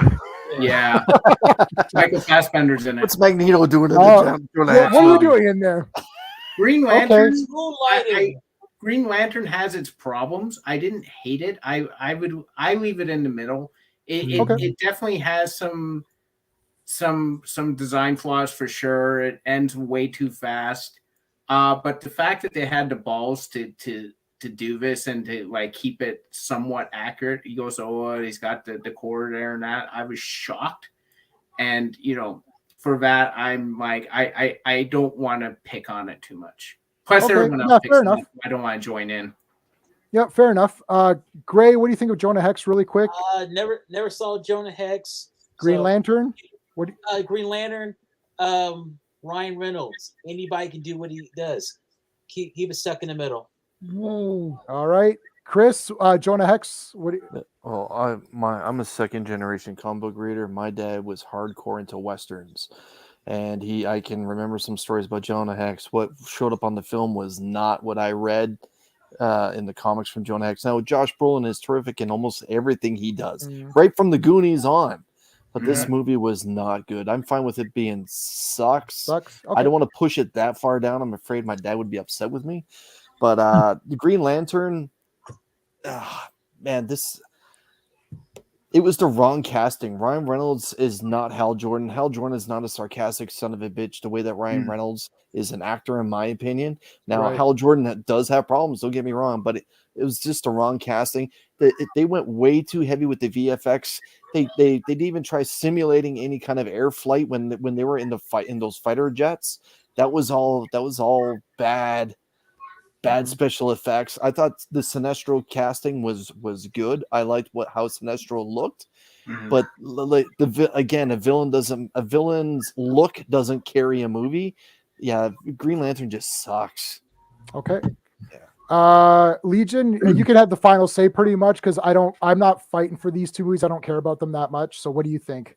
I'd keep Jonah Hex right there. I did watch it with my dad in theaters, had fun watching it. It just doesn't hold up. So I'd say let it hang out right there. Fun stuff in it. Overall, terrible movie. Green Lantern, man, I've rewatched that movie 1,000 times. I'd stick it in the middle. It has tons of faults, but they were swinging for the fences. I think the big fail for that was hiring Martin Campbell to direct it.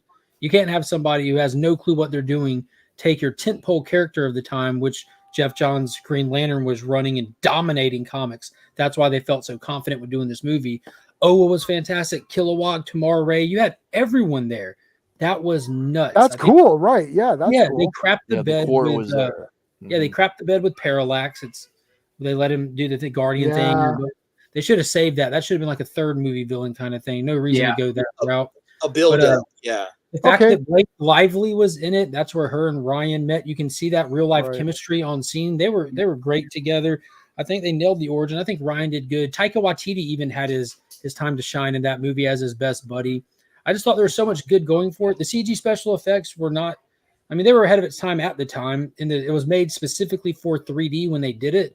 So you can tell that when you go back and watch it, but putting that into context, you can't really fault it, But I enjoyed it. Faulty as hell, but I enjoyed it. I'm cool with the middle because I think there's some fun. I think it's fun. So are we okay with that? Can we live with it? Chris, can we live with it? I think I got to fight for this one to be down in socks. Yeah. I'm okay. Sorry. Let's bring in the deciding factor. We've got someone backstage. Let's bring someone in for the deciding factor.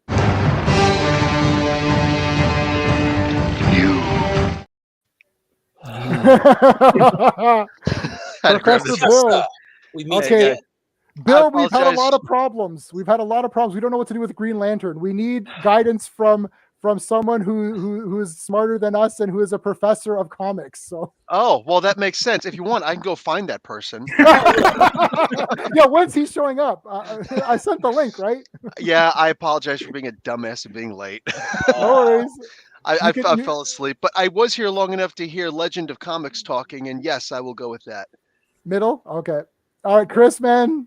You're gonna have to. Will you be able to sleep tonight? Knowing that I'll be able to sleep tonight, but again, wrong casting. As a Canadian, I can even admit that he was the wrong casting. Oh, I could never admit a Canadian was cast poorly. It's impossible. Chris Evans would have been better. Okay, I'm gonna He was put busy being the Human Torch. I'm gonna put Wonder Woman. I'm putting in the top. I could go down one if people want. I'm pretty strong about Wonder Woman Part 1. The only negative is Ares, who doesn't just look that cool, and I don't know. But like everything else is pretty damn awesome. I know, Bill. We talked briefly about Wonder Woman when we were at the shop, and I remember our conversation.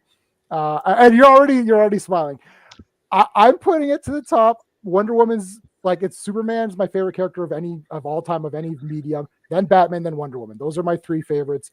Wonder Woman was a favorite from childhood. Linda Carter, I love that show. I love every Wonder Woman thing. Which we're going to have some arguments on Wonder Woman 84 because it's going to be high for me, and everyone's gonna say no, and I don't care. I'm gonna do the see no evil, hear no evil. Speak no evil. I'll say this: her as Wonder Woman was so awesome that for me it just transcends anything else because I'm so pumped up for her as Wonder Woman, which is to say that's why Wonder Woman 84 would go high because I like her so much as Wonder Woman. So I'm putting Wonder Woman at the top. I'm not gonna die on the hill, but I might fight a little bit. Steve, what do you think? I would put the really good. I mean, it was a really good movie. Ares was not good at the end, and I don't like the visual look of the movie. It's very drab. It's very dark. It's very I mean, it's not Watchmen level. World War One. It is World War One, but it is World War One. But I know a lot of people. See, I'm moving away from the the backstage stuff. We decided to put it looks drab. The final product is drab. I don't know what to tell you. I don't like it. Mascara didn't though. You had that contrast, a really great contrast. Yeah, Patty Jenkins really went for that. So really okay, good. yep. So that's fine. I mean, I don't know. It's not a better film than Watchmen or something, but I just put it to the top because I personally, some of these movies are just it's like Christopher Reeve, personal. I'm going to put Superman 3 to the top and everyone's going to hate me. Hey, Clobberin Times, how's it going, buddy? Earth B, baby. We're CT, yes, what's up, bro? Clobby and I will be on Earth B. I don't know. Did we confirm that, Clobby? Not this Monday, but next Monday I'll be on Clobberin Times channel talking about Brave and the Bold with our good friend Bob Haney. Earth B, we review all the Earth B comics, which are just kooky. Whoa! Bob Haney, one of the creators. He's not going to be on with us. He's spiritually going to be there with us. Okay. I was going to say one of the creators of the Doom Patrol. Yeah, no, spiritual. He'll be there spiritually with us. Okay. So okay. So I'm good. Okay, really good. Gray. What do you think? Up or down? I can't remember what you thought. I would keep it where it is. Okay. Gal Gadot is great. It's just why make it in World War II? That's weird. I think they made it World War One. Still weird. Yeah. I think they were nervous over the Captain America being in World War II, and then they just thought, that is weird. But I mean, it didn't bother me because she's immortal anyway. So I was like, No. Oh, no. I like the period because even season 1 of Linda, people forget this. Linda Carter season 1 is World War II, and then it's the 70s when the second season and third. So no, I thought that was a very good choice in my opinion for in that World War I versus World War II that you can debate. Okay. Okay. But I do like the in the past. So you're saying really good or down one?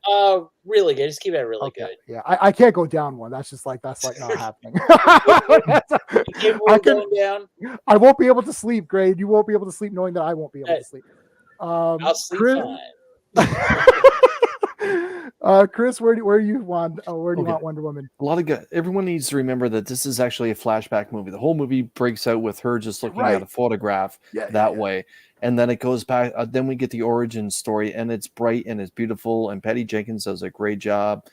I thought with the whole that whole scene of her being a little girl and then rising up through time, and then we get the color change, the palette change, because it does need to represent what mankind was like during that time. Even Steve Trevor literally was looking around. We had the whole Wizard of Oz flavor to it in reverse. I thought it was really good. I'm not going to argue and say you need to put it up to super, but I'm also going to not say it. To me, it's on the border. It's a cusp of one of those two categories. This movie tied excellently into the whole DCEU and what they're trying to do at the time. It was probably one of the better properties that it's had. It's not one of those movies where everyone just comes out and pans it because it was, the cool thing to do when everyone wants to rip apart the Snyderverse if you're on that side of the ledger. But this was a good movie, especially for those that didn't think that she was a good casting. She shut everyone up, because how can you now think of Wonder Woman outside of Linda Carter and Gal Gadot? I don't think it can be done. I don't know how James Gunn is going to recast her if he does, because now she as an actress is the one that everyone thinks of immediately. Superman, you might be able to change here and there, but what she did for the character, everyone outside of WW84 really enjoyed. I push it up to super just for me now. I think as a veteran, I think they nailed the war scenes perfectly, and her just stepping up and leading a charge. I thought it was really well done. Yeah. I don't know. I really like this movie, so I'm putting it up. Yeah, I'm with you on super. Legion of Comics. What are your thoughts? I absolutely love it. I think it's a great movie. Agree with Chris's take there. Some of the moments that it had some major moments with her coming out of the trenches, with her doing that final walk at the end to Ares, her innocence, watching her come to those harsh realizations of what man's world is, which ties into her looking at the photo and trying to find a reason to keep pushing forward. She had to dig down deep in her memory at another time when she had to do that as well. This movie was really good, and I wouldn't keep it at super simply because of what's up there with it. This was really good. It was really, really good, like borderline super, but. All right. So we've got a couple of, so Bill, you're going to be the deciding factor. Gray, we're all kind of like in between these two categories. Bill, what do you think for Wonder Woman? Because I don't know if you're even thinking those two categories. I don't know if you're thinking lower, but. No, I think it's perfect right at really good, because those first two acts I think were fantastic. Look, World War II is I just had to look it up just to be absolutely sure.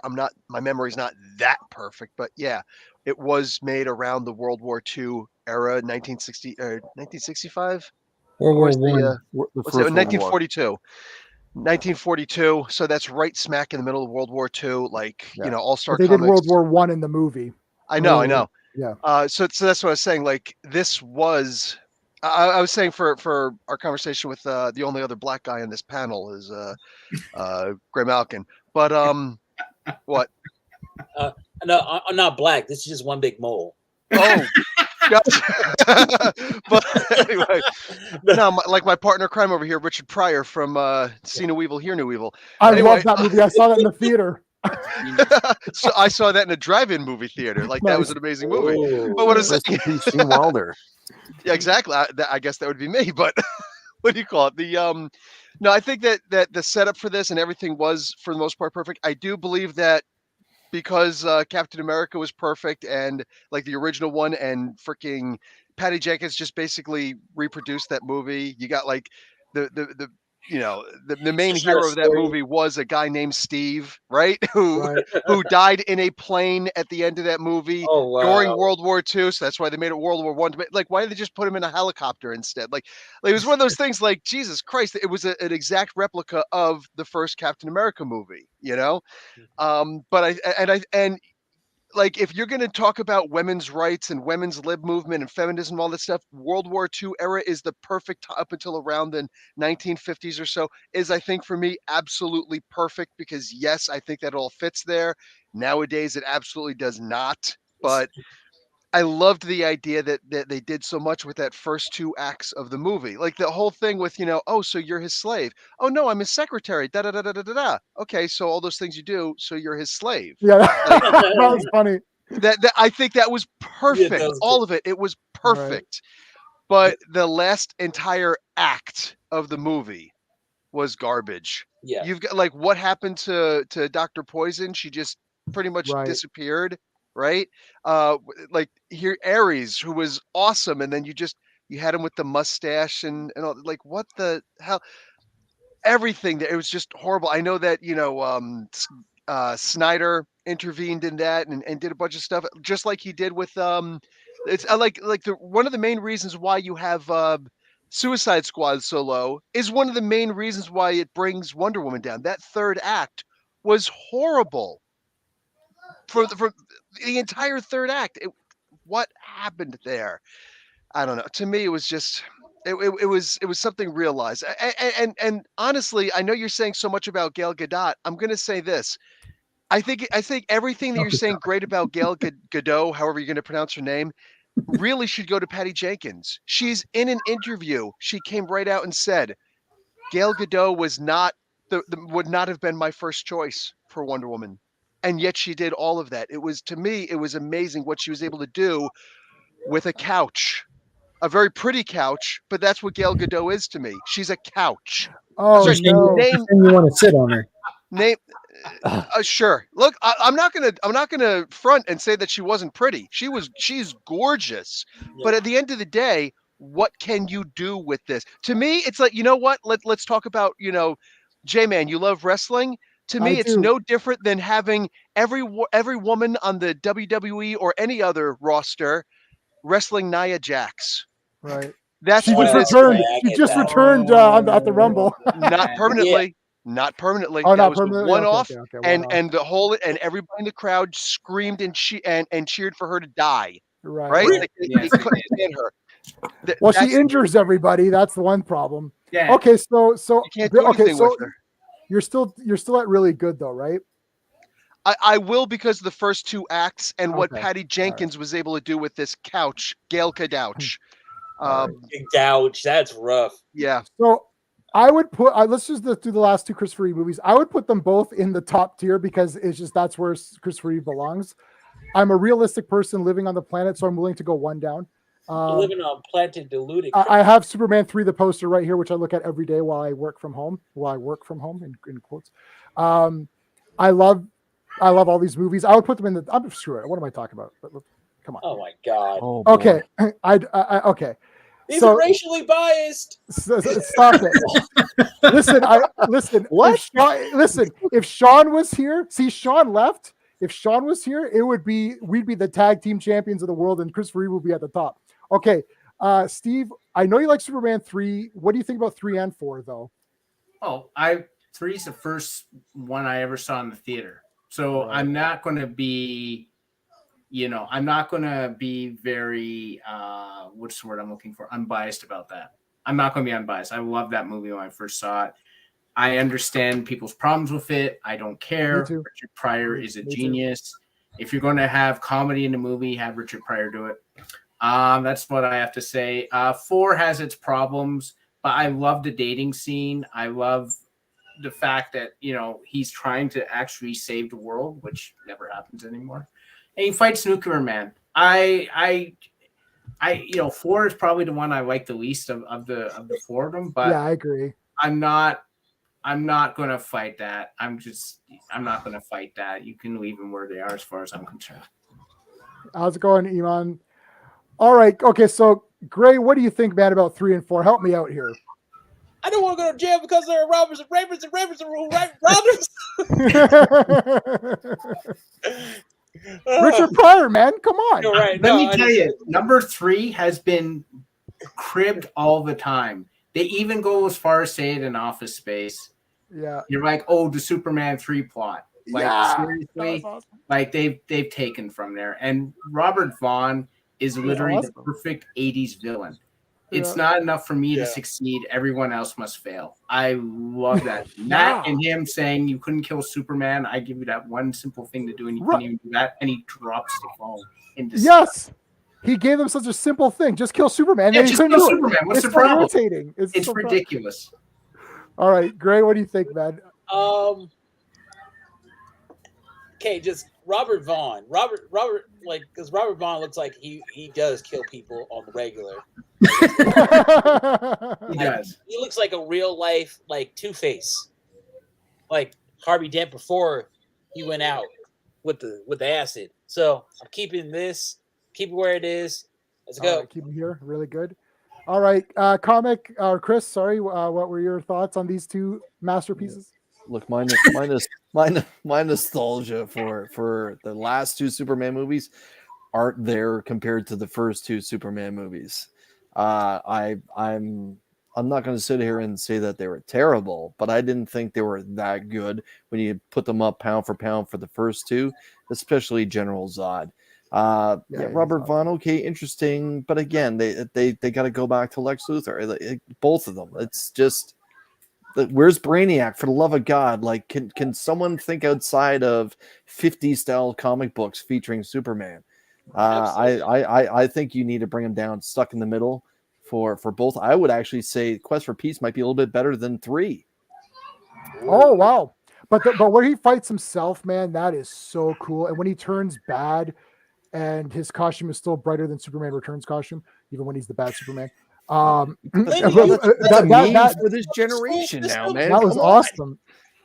Okay, so Legion of Comics, what are your thoughts on the last two Christopher Reeve movies? I'm about to push them both up one level. I enjoy both of them. Watch them as a kid, and being young watching these, having them switch the dynamic of the movie up from as like heavy and serious as the first two were to these, I thought were great. To the little series of unfortunate events opening in number 3, to Richard Pryor sledding down the side of the building, which ironically, the bad guy does look like someone who'd shut down your ski slope in an 80s movie. And I thought it was cool getting like this weird Metallo-like villain at the end, which I always associated as Metallo, like that's their version of Metallo. And we got to go back to Smallville and get introduced to Lana Lang, which was fantastic. So there's a lot of great elements in the Christopher Reeve mythos that were added into this one that you really can't ignore. And then you got the little video game sequence at the end when they were trying to shoot it. Like, dude, this is amazing. I need that game. So as a kid, like I was loving it. Right. Now, Quest for Peace, that was it for me. Like this is where we actually get Superman versus Superman. Nuclear Man was awesome. The long fingernails fighting on the moon. I'm like, dude, this looks just as real as the regular footage. This is amazing. And it was just fun. It was fun watching him carry the giant net with all the nukes in it to throw into the sun. It looked like stuff right out of the comic. And again, I'm watching it through a child's eyes, so my nostalgia goes back to that as well. I don't look at them or hold them to the same standard as the first two. Right. These go over to that genre of how did it make me feel watching it? Yeah, right. I agree with you. Okay, Professor Bill, don't help me out, man. Come on. Oh no. Oh yes. That's the Ultimate Superman action figure from 1996. Yes. Oh, statue. His arms move though, right? Yes. Oh, you remember this one? Yes. Just the arms move, and the head doesn't even move, and the cape comes off. They did an Ultimate Batman one that was actually Val Kilmer. Oh, that would be awesome because I love Val Kilmer. I don't love his in there, but yes, in the movie. But I do love Val Kilmer. Listen. Big Superman fan. I'm saying, like, signed over here. I mean, by Neil Adams. Huge Superman fan. Yeah, did a video where I interviewed Neil Adams with that one. I mean, huge fan. But these two movies sucked. Listen, I forget. I just looked it up. I just looked it up in the 48 Laws of Power, which law it is, but where it says never outshine the master. Rule number 1. It is rule number 1. That's what I thought. That's what it said. I couldn't remember if that was actually it, but there you go. Who said that? Me. See, that's the reason why I called you Legend of Comics on purpose instead of Legion of Comics. My man's right over there. If you know this book, then if you know, you know. Robert but never Green. Outshine the master. And you just got finished talking about the skiing down the side of the freaking building and stuff. I mean, the only reason to watch Superman number 2 is not because of Christopher Reeve. It is because of Richard Pryor. That movie sucked. It sucked, and just a little bit on the side, it kind of sucked. I'm okay with it being stuck in the middle with you because of your guys' argument, but that movie sucked. And the only redeeming part of it is that it was better than part 4. Part 4 was horrible. For crying out loud, for it to be the final movie that Christopher Reeve was in, and for Christopher Reeve himself to say, I apologize for Superman 4, and I promise you I would not take any script unless it was leagues above part 4. This movie that just reused stock footage from, leftover footage or footage that was already used in the previous movies. I'm sorry. It's canon. Sucked for them to finally. Canon cannot. It's canon. This list has got 2 honors shirt. for me. I was gonna wear a canon shirt today, man. Canon's the greatest. But is it canon? Yes. and I would have stuck you in the cannon and lit it, and it still would have been better than Superman 4. The What if- quest okay, for what- peace. How about the quest for a better movie? They Oh finally my had God. like I No. love the idea that they had something like the Nuclear Man in it who scratches his enemies Yeah. to win, to poison them. He's Like I sassy. love the concept of it, but like what happened? How did he lose exactly? Like what happened to him? And They why? didn't like it. Why There was when you have the actual Christopher Reeve there, and you're just I'm sorry, and you're just using all the stock footage. Who was the guy who made the original Fantastic Four movie that never actually went Roger to? Corman. There you Yeah, go, Roger Corman. Corman. Roger Corman. Why not just have Roger Corman do the entire movie? Like this, Because it would have this been was too good. exactly. Oh my God, this was terrible. Christopher Reeve himself said, "I apologize for this movie. I apologize for this movie." Listen, Like that okay. was Well, I'll tell you one person, the horse didn't We're- forgive him. the horse. We got 3 of Oh, us that really like Superman. Shame on 3, you, so man. I'm Shame on putting you. I'm putting Superman 3 in really good. I'll leave Superman 4 in the middle Out of because respect Bill. for Christopher Reeve, I say this movie must die on general principle alone. No. General principle. Oh my General God. principle Horse didn't alone. forgive Pulling him. PP What on the us. Oh, fuck? no. I'm gonna put. Okay, we gotta go a bit. Okay, bit quicker. The last 2 Batmans, I'm putting them in sucks. I can move them up, but I won't move them down, in my opinion. Because these 2 movies, I've watched them 1,000 times. I've Mhm. seen both of them 1,000,000 times. I had both posters. I had shirts. I watched all the Batmans in the theater.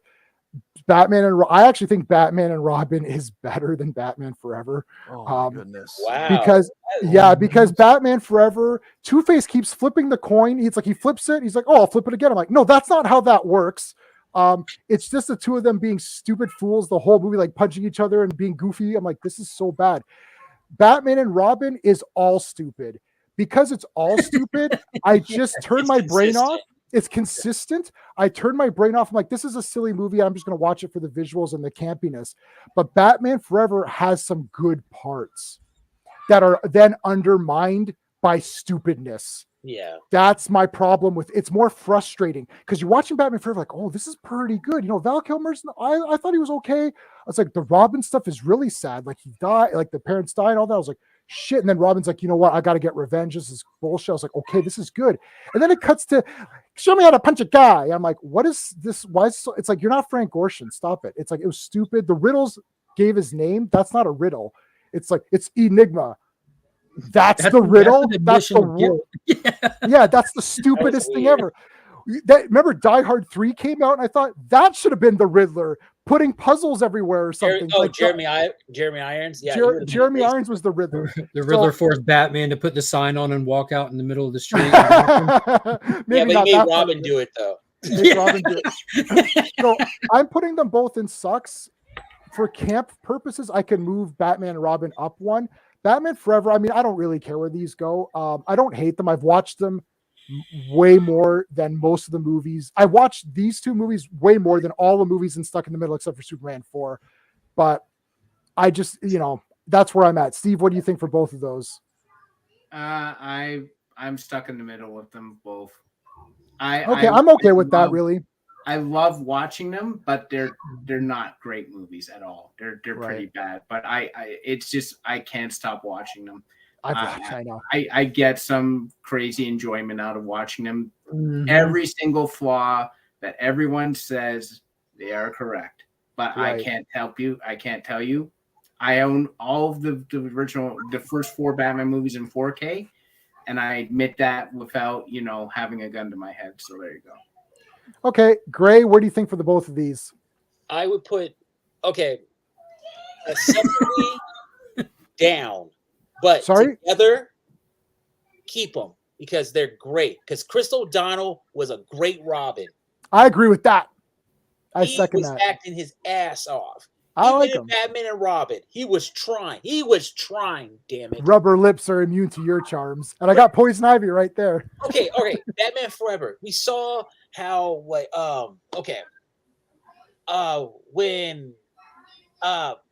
when Robin was trying to get into that try to break into the Batcave. Yeah, And the he holy just rusted broke metal through. Batman. Oh, that part. Sorry, where he falls down. Yeah, Follow and he the like he style. swings and he does acrobatics to get to the door or whatever. I'm like, that's Dick Grayson. That's some Dick yeah, Grayson. that was cool. He would totally, but When he did the would've done that at, laundry. like 11. He would have done that Yeah. like at 11. But yeah. Okay, So I'm saying middle. stuck in the middle. Keep them together. right. They're two parts of the same movie. All right, we need- Chris. These two movies almost destroyed the franchisable character that Batman is. Let's be honest. Thank God Joel Schumacher created A Thin Red Line before he passed away, because these movies would have been a terrible thing to hang his hat on. Batman and Robin needs to be in the dumpster, and it needs to stay in there, toss acid on it. The best thing that come out of Batman and Robin is Batman referencing Superman. This is while Superman works alone. That's That the was only funny. good thing about the movie. That movie was fucking terrible, man. Like, what's wrong? What's wrong with you guys? This is This almost ruined comic book movies to begin with. This Blade was came out so next year, garbage. bro. It Wait a made sec. Blade Trinity look like it should have been nominated for an Oscar. Like, No. these movies Blade, were the first one came out the next year. This was So it terrible. didn't kill it. Okay, wait a It's second. Hold on a second, though, Schwarzenegger Chris. ruined a fantastic character. Yes. Hold on Schwarzenegger a sec, ruined but- a fantastic character. A character that's been around since the beginning of Batman, Hey, all Chris. the way through. What Go killed the ahead. dinosaurs? A The meteor. Ice Age. Enough said. Didn't ruin shit. Didn't ruin shit. Hold on a second, but Chris, Batman and Robin is one of but I'm being serious for a second, is one of the most important comic book movies of all time. And the reason is that because it was so bad, it changed everything everyone's like, okay, we need Right. to course And correct because of this, everything. the whole idea of what the term reboot began was because of this, and that's why it needs to be in the dumpster. Because if it wasn't for this absolute trash, we wouldn't have had Batman Begins, which leads into The Dark Knight.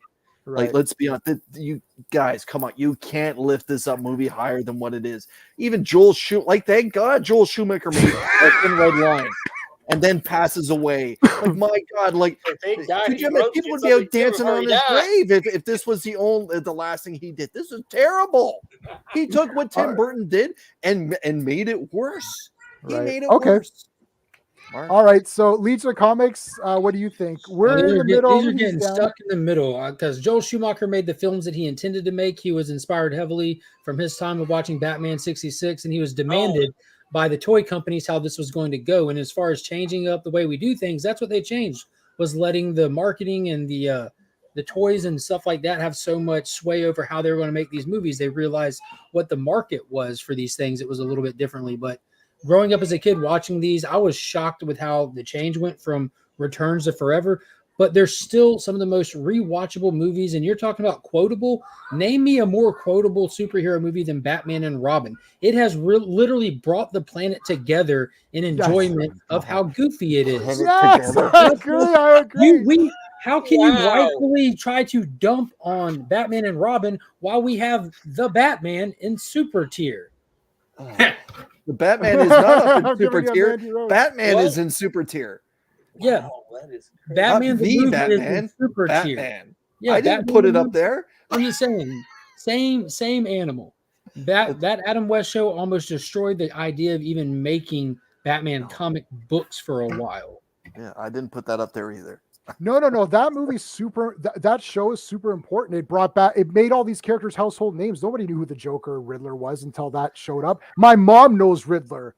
And it made a joke and mockery of it, but Just- it did just lead stop us for to a second. Denny O'Neil. You guys Denny right now O'Neil, have like, Batman and weird Robin videos. on the same level as Green Lantern. Like, come on. Yes, absolutely. Yeah, but Absolutely. it's better than Birds of Prey, though. Hell I yes. agree with that. Yeah. This live stream is better than Birds of Prey. Thank you. Bill, what do you think, man? You're gonna help. You're gonna decide this. Where did this? I know you're gonna say this. I'm sorry. Did Oh, you say yeah. bat nipples? Bad Oh, nipples, God. yes. Yeah. He had him in forever. So We saw dead boobs. Joel Schumacher Yes, filtered the I shoot can we off the watch that? statue I of don't know. David. I'm sorry. Look, Val Kilmer to me is one of the most underrated actors that ever happened. It's a shame that he got throat cancer, all that stuff. Yeah. Like, this guy is just one of the best. And for them to put him in that movie with all the neon glowing, club hype, like, I mean, the whole movie should just be, dum dum dum dum dum dum. Like, it was just Right. garbage. yeah, fucking Pinky the Brain being the main bad guys in this was Yeah. terrible. And the only way it got worse was because and listen, I got a bad thing to say about Batman and Robin, the Mr. Freeze thing. All right, me and my buddy Chris, we were so excited to see this one because we're like, it's got to be good. I mean, this has got to be good, right? Arnold Schwarzenegger's in it, for crying out loud. He came over to my apartment. I was like, "Come on, let's go, man!" And I ran out my apartment so quick. I was second floor. I forgot to close my my balcony a little bit. When we were out at this horrible, terrible train wreck of a movie, where all we could say was, "How do you have all these horrible, all this horrible acting with like what they did with Bane and everything like that? Like Arnold Schwarzenegger should have been Bane, and they shouldn't have let him talk. Like what the hell's going on?" Arnold Schwarzenegger killed it in this movie. I loved him in this movie. He was amazing in this movie. Everybody else sucked in this movie.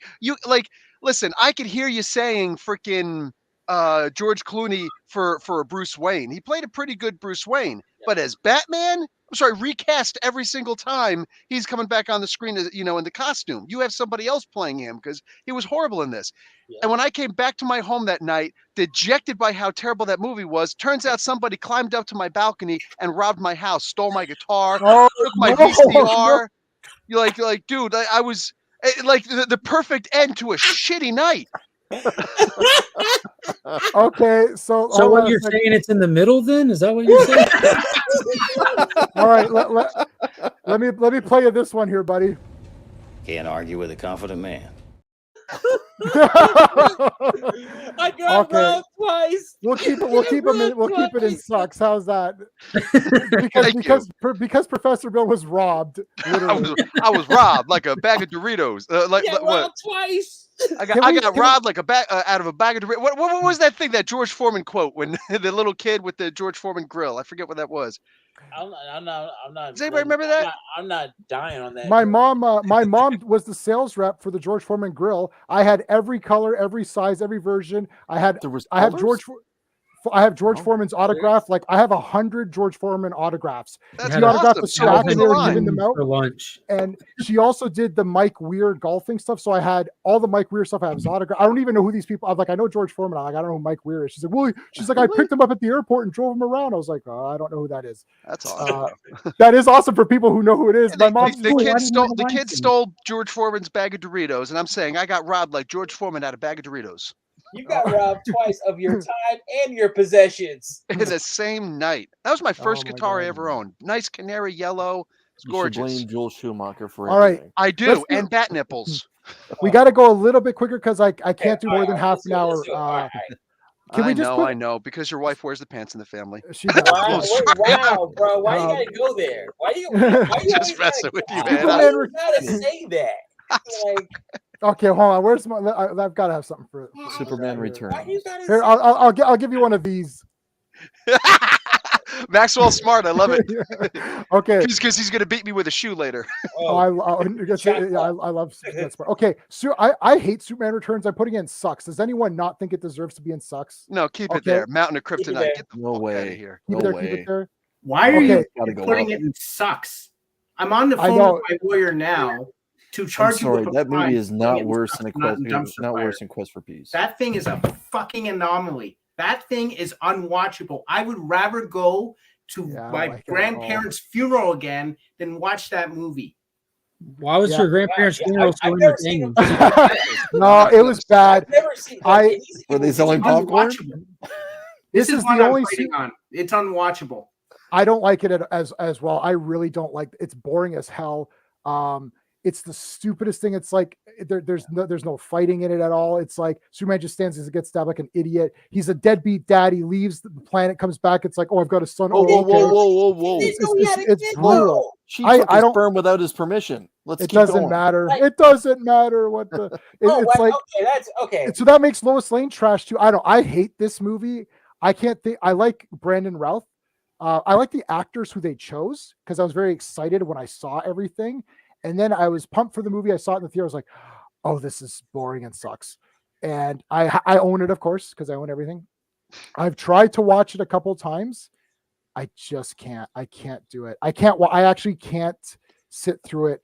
And is anybody going to argue with you? I thought you said we had to rush through these things. This is a very simple one. No, Legion, go ahead. Mentioning the airplane scene. That One is of the best undeniably scenes ever still one of the filmed in best comic book superhero history. moments in superhero movies, period. Yep. When he saves that airplane, undeniably, like the level of detail that they put into that, and then the line that he drops when he just looks in the plane and looks straight at Lois, "Are you okay?" And don't forget, statistically speaking, it's still the safest means of travel. That paired with when he pulls the ship out of the water and he's sitting there and he rips the door off. He's down on one knee, holding the ship with one hand, and he reaches down and grabs him. He's like, "You got him," and he just lets go. And you realize like he's flying, but it kind of puts the like Superman physics into play, which you don't get to see a lot because he's literally on one knee holding that ship in the air, and it looks like he's on the ship, but he's holding the ship. There's just some mind-blowing Superman feats in that movie.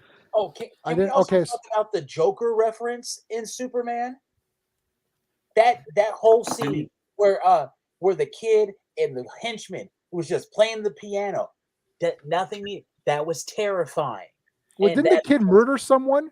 Didn't that kid murder that guy? Dropped Like he his murdered a piano. guy. And then walked it off. He started, man. Yeah, whatever. He killed the guy, didn't he? Threw a piano on him. I don't think he murdered someone. I think he saved his mom. Yeah.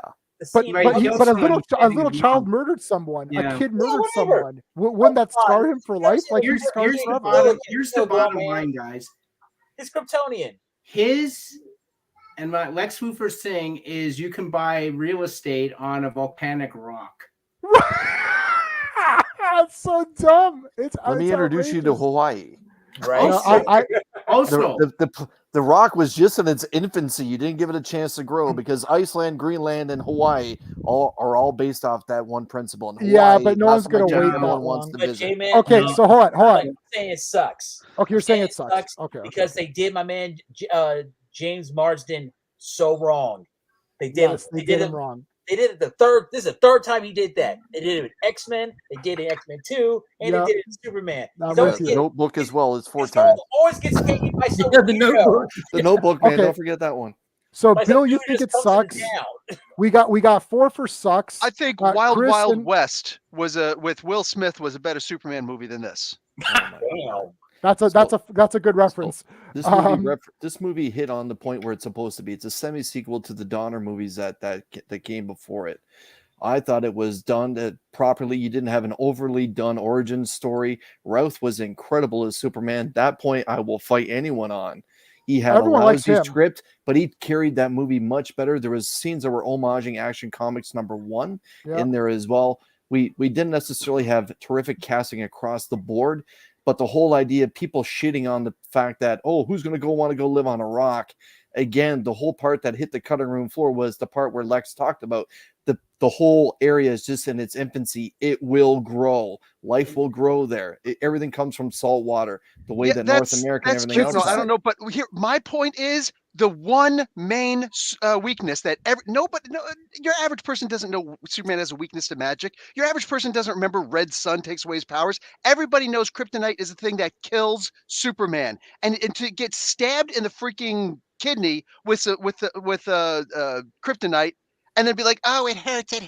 And then all of a sudden he flies up and picks up a mountain, an island of You're kryptonite. missing what he did Sorry. between that. He almost died, and then they got the sliver out of him, and he mustered up every bit of strength he had to get above the clouds. And then he And fell then- after he did all of that. Yeah, and then being by Yeah. that kryptonite, it dropped him like a Okay. like a- Total I'm Christian. sorry, so- guys, but Kryptonite Okay, is so kryptonite.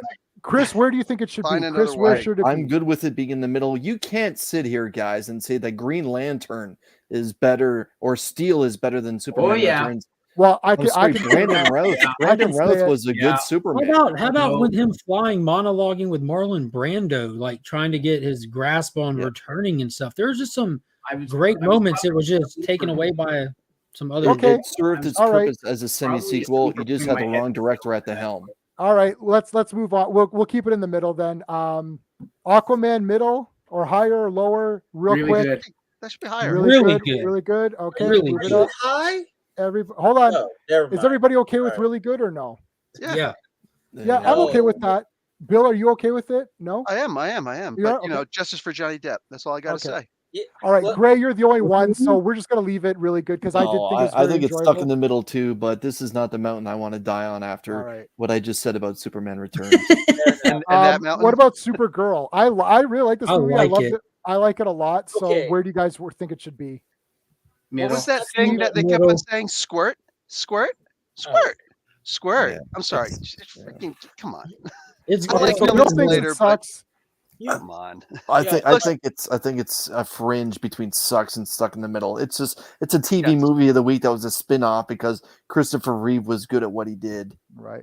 She does go in the Phantom Zone, and that's pretty cool. Like she's in the Phantom Zone. We never Argo got to really see City, that. Phantom Argo is Zone. cool. There was so much cool mythos in it, but the budget Okay. was clearly not there. This was like the Salkinds Road to Superboy. Middle. Okay, so leave it in the middle. What about Black Adam? Really good. Really I good. didn't hate it. I didn't hate Okay. What does everyone think really good? Is everybody okay with? I'm okay with that. I'm okay with I'm okay. Yeah. Chris Yeah. down one. Yeah, I would bring it down one, but I'd be voted out here. I didn't love it. I thought the final battle scene I thought the CGI was cheese. Again, people say The Rock was stoic all the way through, but you got to realize he just woke up just moments after realizing that his son and his family had perished. Yeah. So yeah, I think it's fringe between stuck in the middle and really good. But if the majority So says let's really do good, hand- I'm not going to argue this one. Who's stuck in the middle? Hands. Everyone wants really good. Okay, so yeah, we can put really good. I'm good. I'm okay with that. The Rock would have made an interesting Namor. Shazam. Do you guys? I put middle. I mean, whatever. I don't. It's Middle. okay. Middle. Middle. I have no problem with it. It's fine. Okay. Bill didn't middle. think real- I thought it was- Shazam Fine. My Shazam, kids okay. loved that movie. I didn't hate it at all. I think that should be really good. It's Look, I didn't big. see Black Adam. That's why I didn't say anything about Black Adam. But I thought it was just as good as Aquaman. Ooh. Yeah, I thought Shazam was a good Canadian-made movie. I'm good with it being really good. Okay. We can leave it there. This is the Dark Knight Better Rises. than people give it credit for. I think it's too long, and I hate how they did Bane dirty, and he just gets killed like an idiot at the end. I don't like that at all. Yeah, Run over Um, by a motorcycle. Yeah, it's like stupid. It's A lot of like I people don't. died by motorcycles. It was very realistic. Not Bane. When you jacked him on Venom. They had the best opener. So I liked this Bane coming movie in until was crazy. The plane thing. Yeah. And they really best- shot best that opener. too. That wasn't CG. So Yeah. where do you think? Okay, so Dark Knight Rises. I don't care. Steve, what do you think? Middle. Middle, gray, Really good. really good. Okay, Chris, Really good. Legion, Really good. No questions asked. Bill. Yeah, I'm fine with it right there where Batman Begins is. Mhm. All right. Okay, I think Batman Begins is much better though, but that's okay. No, but Jay. Now we're getting to the ones. Okay, I really like Wonder Woman 84. Here we I know go. everyone hates it. I don't. What do you guys want? I'll look away while you talk because like Sucks. That yes, was such a garbage sucks. movie. Yeah, can't put- they owe you, J-Man, an apology for that one, being such a fan of them doing you dirty. no, I love Wonder Woman 84. It's my favorite DCEU movie. Are What? you serious? Come on, and, man. they owe What? you and they still owe you an apology. Yeah. Well, guys, come on over to my channel where I'll be talking some sense into the world. Damn, I can't believe you just said that. Yeah. Wow. So the only She's reason we're totally- not she- saying she- dumpster fire is listen. because we don't want to hurt your feelings. The thing is, like, she's awesome. They've got the invisible jet. She learns to fly. Why does she her need costume? an invisible Hold on, jet? She can fly. her costume looks cool. Everyone says that thing, but it's been in the comics. It's like, why does Batman need the horns? Because he just has them. It So doesn't we make can hear. totally it's- different. We can though. look at that. He has those ears. things. Yeah, he has. It's like, why does anybody need anything? Because they have it. She uses the lasso. I love the stuff. Like, But it's what- very colorful. I love the but 80s. wouldn't I like she the soundtrack. lose It was the only that Hans Zimmer jet if it's music that I actually invisible? liked. What? Man, what? Yeah, I don't like. Yeah, so He hasn't that's seen Man of Steel, I guess. What? I- What well- Man of Steel's Hans Zimmer should have been. He should go in the Rock and Roll Hall of Fame just for that alone. Like, come on. so. So the thing is that this is where we're gonna have a disconnect because I could do this. Yeah. Whoa! No, hold on. All that. You don't have to- I'll do that. Bro, Whoa, if you don't put Snyder That's Cut me. and Superman Super, is good. The Ultimate Oh, Edition. come on, That's man. me. So let me tell you. I told you Zack Snyder was my boy. I've seen every Zack Snyder movie that he's ever made in the theater, and I own every Zack Snyder movie that he's ever made. yeah. I saw Dawn of the Dead. I was like, this is a pretty good remake. I It thought was, 300 it was really best. was. I saw 300 twice in a row. I saw 300 that night. The next day, I went and saw it again. I saw Watchmen 2 or 3 times. Legends like, of the Guardians. Legend of Guardians, yes. But you yes, saying I've that you've that. seen this The stuff Owls and and you Raccoons. collect this stuff, this is like somebody saying, I collect rocks, but I'm not a geologist. Like, nobody Yeah. cares. I know, but yeah. So yeah, the thing is that I don't like any of these. I despise horrible. all Okay. 3 of these movies badly, like really despise them. Are you? It has nothing to do with heroics or Did comics. you grab the correct Justice League when you said that? That's Well, all you okay, how about this? I put that it's better than the Zack Snyder. Oh At least my it's 2 sweet hours. Jesus. Oh man, you lost all credibility with me, just like Oh, that. come No, on, Jay. sorry, Come on, dude. Jay. I know you're And, crunch for and time, for but this come one on, here, man. I'd probably put this maybe here. Ugh. Okay, so now I'm we not can gonna fight it argue out. that because I'm not a fan of the Batman, but Yeah, Man of Steel that needs to be sucks. super. Man of Steel is Justice, like Zack Snyder's really- Justice League could be pound for pound the best comic book movie ever made. Oh, Yes. I And I am despise a it. Marvel guy. yes. Like I literally like have it at Spider-Man all. on my arm, and I'm saying that could be the best movie ever made. And thank God the fans spoke up. But come on, man! Like Wonder All Woman, 12 where of I'm them at. in their What do you I'm a box. hardcore No, Wonder Woman that fan. Snyder Trust Cut me, was an but opera. that wasn't good. Yes, it was an was. opera. It was a straight In up the opera. best So- way possible. Okay, so hold on. Before we get So let's let's do start let's over. do the Let's start Batman. over. Let's do the Batman. The- The Batman. Is everyone okay with stuck in the middle? I know Steve thinks it sucks. You think think it it's up sucks. one? I thought it was really good. I don't know, man. I've watched it about 3 times, and like Hey, so what do you think when they fired the Batmobile up? And That the was first cool, thing but they it's heard like- was the atomic battery to power, and then yeah, the turbines to speed. speed. Yeah, it's just that the problem is that it's just so long and there's nothing going on. He's just walking around and he knocks on the door. It's like, Freddie. hi, I'm here to see the Penguin. I'm like, what? And everyone's like, but it's year 1. Okay, but he's a ninja. Like, why is he not a ninja? When he puts the bat suit on, that should be the final step to where now I'm ready to be Batman. So are If you go to- are you implying like the Batman Begins origin to this movie?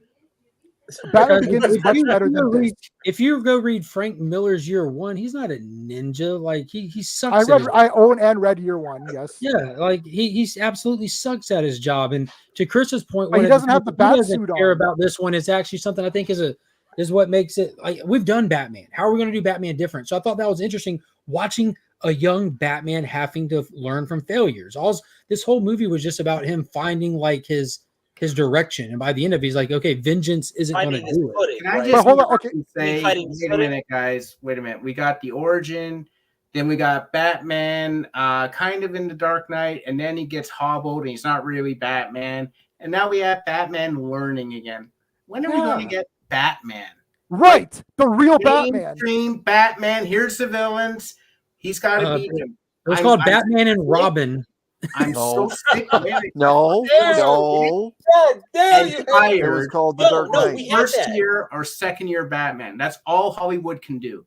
That's literally it. Old man Batman or new Batman. Like If only Batman- there was like some kind of Batman. new creative director who knew that we needed to just jump into Batman and get to introducing the Bat family, and probably they should name the movie Brave and the Bold. That would be a So great the idea. problem No, is Brave and the Bold is is the best that comic ever, and this movie is not that. The filmmakers I'm talking about the upcoming one. keep treating us like Oh. we're stupid, and we keep falling for it.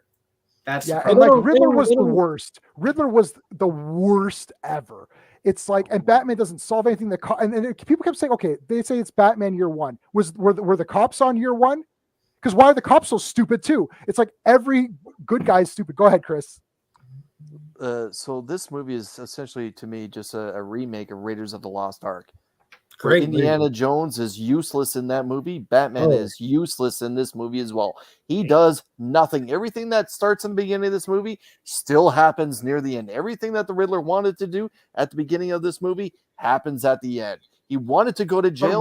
He ends up in jail. Raiders of the Right. Lost Ark, same thing. Indiana Jones is just along for the ride. And same But thing hold on a with second. Batman in this one, other than the fact that he gets to meet up with Selena Kyle and have a little kissy Right. FaceTime. But Raiders of the Lost Ark is not called Indiana Jones. It's called Raiders of the Lost Ark. So it's about several people going after the Ark. We happen to be following Right. Indiana Jones. And not so that's the all I'm Batman. saying. It's the same premise of two useless characters. Oh my with God. that, But you're Indiana Jones is along not for the useless. He ride. does everything. He figures out the Well of the Souls thing. Look, They're digging in all the I know wrong is place. Matt Reeves owes me my He's the money one that back finds because the head of nothing the that I thought spear. could He have finds, happened. exactly. Yeah, he does it Indiana all. Jones is not useless. And Batman just loses in this because the script wants him to lose. It's Yeah, like He if you doesn't so lose. desperately He's want him to lose. useless. There's a difference. Right. I don't know. He's I two watched steps it a behind lot. the Riddler the entire way. This movie billed itself as Batman the detective. He doesn't do anything like that. He's 2 steps behind. Right. It just I shows agree the with you. incompetence You're right. of the police He's force dumb. that's badgering this city. So do you And for think the it should love of go God, down? can someone turn on a light in this movie? Thank you. That's the only point I wanted to make, because everything else is going to be made. For the love of God, why is it that we keep on talking about this Batman movie's coming out? This Batman movie. We went from like a black and white version of Batman, the very first one, and we're back. We're It's back to black and white again. Can somebody take the dark, heavy quilt off of the freaking camera?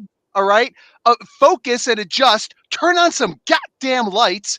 Jesus Christ, we're going to do a darker Batman. Fuck a darker Batman. How about you make a comic book accurate Batman just for once? Just one time. Can we do that? We still haven't done that. I'm tired of them constantly rebooting the Batman and going back to the beginning again. I'm tired of them putting out a new one within all no, I'm done. I'm done. F Batman. Batman, kiss my ass at this point. All right? Stop making Batman movies. You people are morons for trying to make Batman movies over and over again. Knock it off. Quit. Just stop. And then at some point, start again. But we know his freaking origin. I'm tired of seeing pearls landing on the freaking ground. Yeah. Okay. I'm tired of seeing Joe Chill with his gun. I'm tired of it, man. I need a break. I need a break. I'm tired of Bruce always talking about, oh, my parents are dead. F your parents, Bruce. F your parents. All right, so hold on a second. No, your father would be so proud of you. They say that in every movie. Yeah. Okay. Yeah. All right. So let the Batman. Who is okay with it in the middle, or who wants it higher than the middle? You're the only one. So does anyone want it lower than the middle? Emo Batman, kiss my ass. God damn, that's hateful. This is a tough. I think I'm gonna leave it in the middle. I swear I was gonna. Nah, come on, man. I thought he was gonna break out into a sad song in the middle of it. All right. Okay. I'll put it one down. I liked some of the stuff in this movie. I bought all the toys. I went to Walmart and bought the big vehicles and all that. I bought everything because I got so excited after watching it, and I was like, "This isn't very." I didn't like it. We walked out of the theater. I was like, "I didn't like that movie," but then I went and bought everything. And I understand. But if you save the receipt, you can get your money back. I got hyped up for it. Okay. As a movie, it's stuck in the middle. I'm just saying Batman is useless in this. You had Colin Firth was incredible in this. Okay. No. I don't even like the idea that you're glossing over the freaking the one that you left up there. Already have to see Superman Returns in the middle. You can't put the Batman there as well. Yeah, you left freaking. There we go. I was gonna say, no. What are you doing? I'm trying to remove it because it's not a movie that it's kind of a weird thing. It's not really. It's as weird as Superman's mustache. Like it's not. It can't be judged because it's no one's vision. It's not really a movie. It's just we're going to judge the shit out of it. It's so bad it doesn't belong on the list, or it's a dumpster fire. Well, I like it. I like it better because at least it's 2 hours shorter. So the length of the Snyder Cut is one of its strengths. You got to think about what it is. Like everything that went into the actual Justice League not being made, with his daughter dying, with the fan outcry, and him coming back knowing this is all we got. This is all we got. So he put everything he possibly could into it and gave us every piece of film that he could for it. And he thought about people like you that just don't want to sit through a 4-hour movie, and actually formatted it into 4 chapters. And it's not just random breaks in it. It's literally formatted to have 4 significant arcs where you can literally watch it in 4 pieces or as a whole. So hold on. I want to say, I'm a film connoisseur. I watch silent films, foreign films, everything. I've watched 4-hour movies, no problem. I remember Watchmen's in my top. Ben-Hur, Lawrence of Arabia, like these are some of my favorite films of all time. I collect classic films. I collect everything. I have no issue with 4 hours. I have 4 hours of nothingness. The last half an hour in that nightmare world, it's like, who cares? Who cares about this nightmare world? It's the dumbest thing ever. And anytime me as a Snyder film fan, guys, can I interject for a moment? Hold on, because I'm not going to talk about me and my connoisseurness and whatnot. What I'm going to talk about is the idea that, listen, I respect the hell out of Legion of Comics and every other person who is a Snyder stan. I get it. The guy is a really cool guy. Like if I were to have a friend in the movie industry, he would probably he'd be the guy I'd go up to and be like, dude, you're awesome, right? He seems like a really cool guy. My point is, him being a cool guy does not mean that he makes good movies. And at the end of the day, like this movie, to me, I get what he's trying to do. I get that it sucks that his daughter committed suicide. I get that he's so good with all the fans. I get that he did this. He donated a lot to Suicide Watch and things like that. I appreciate and love the hell out of this guy for that. But we're here to judge the movie. And for me, the movie just sucked.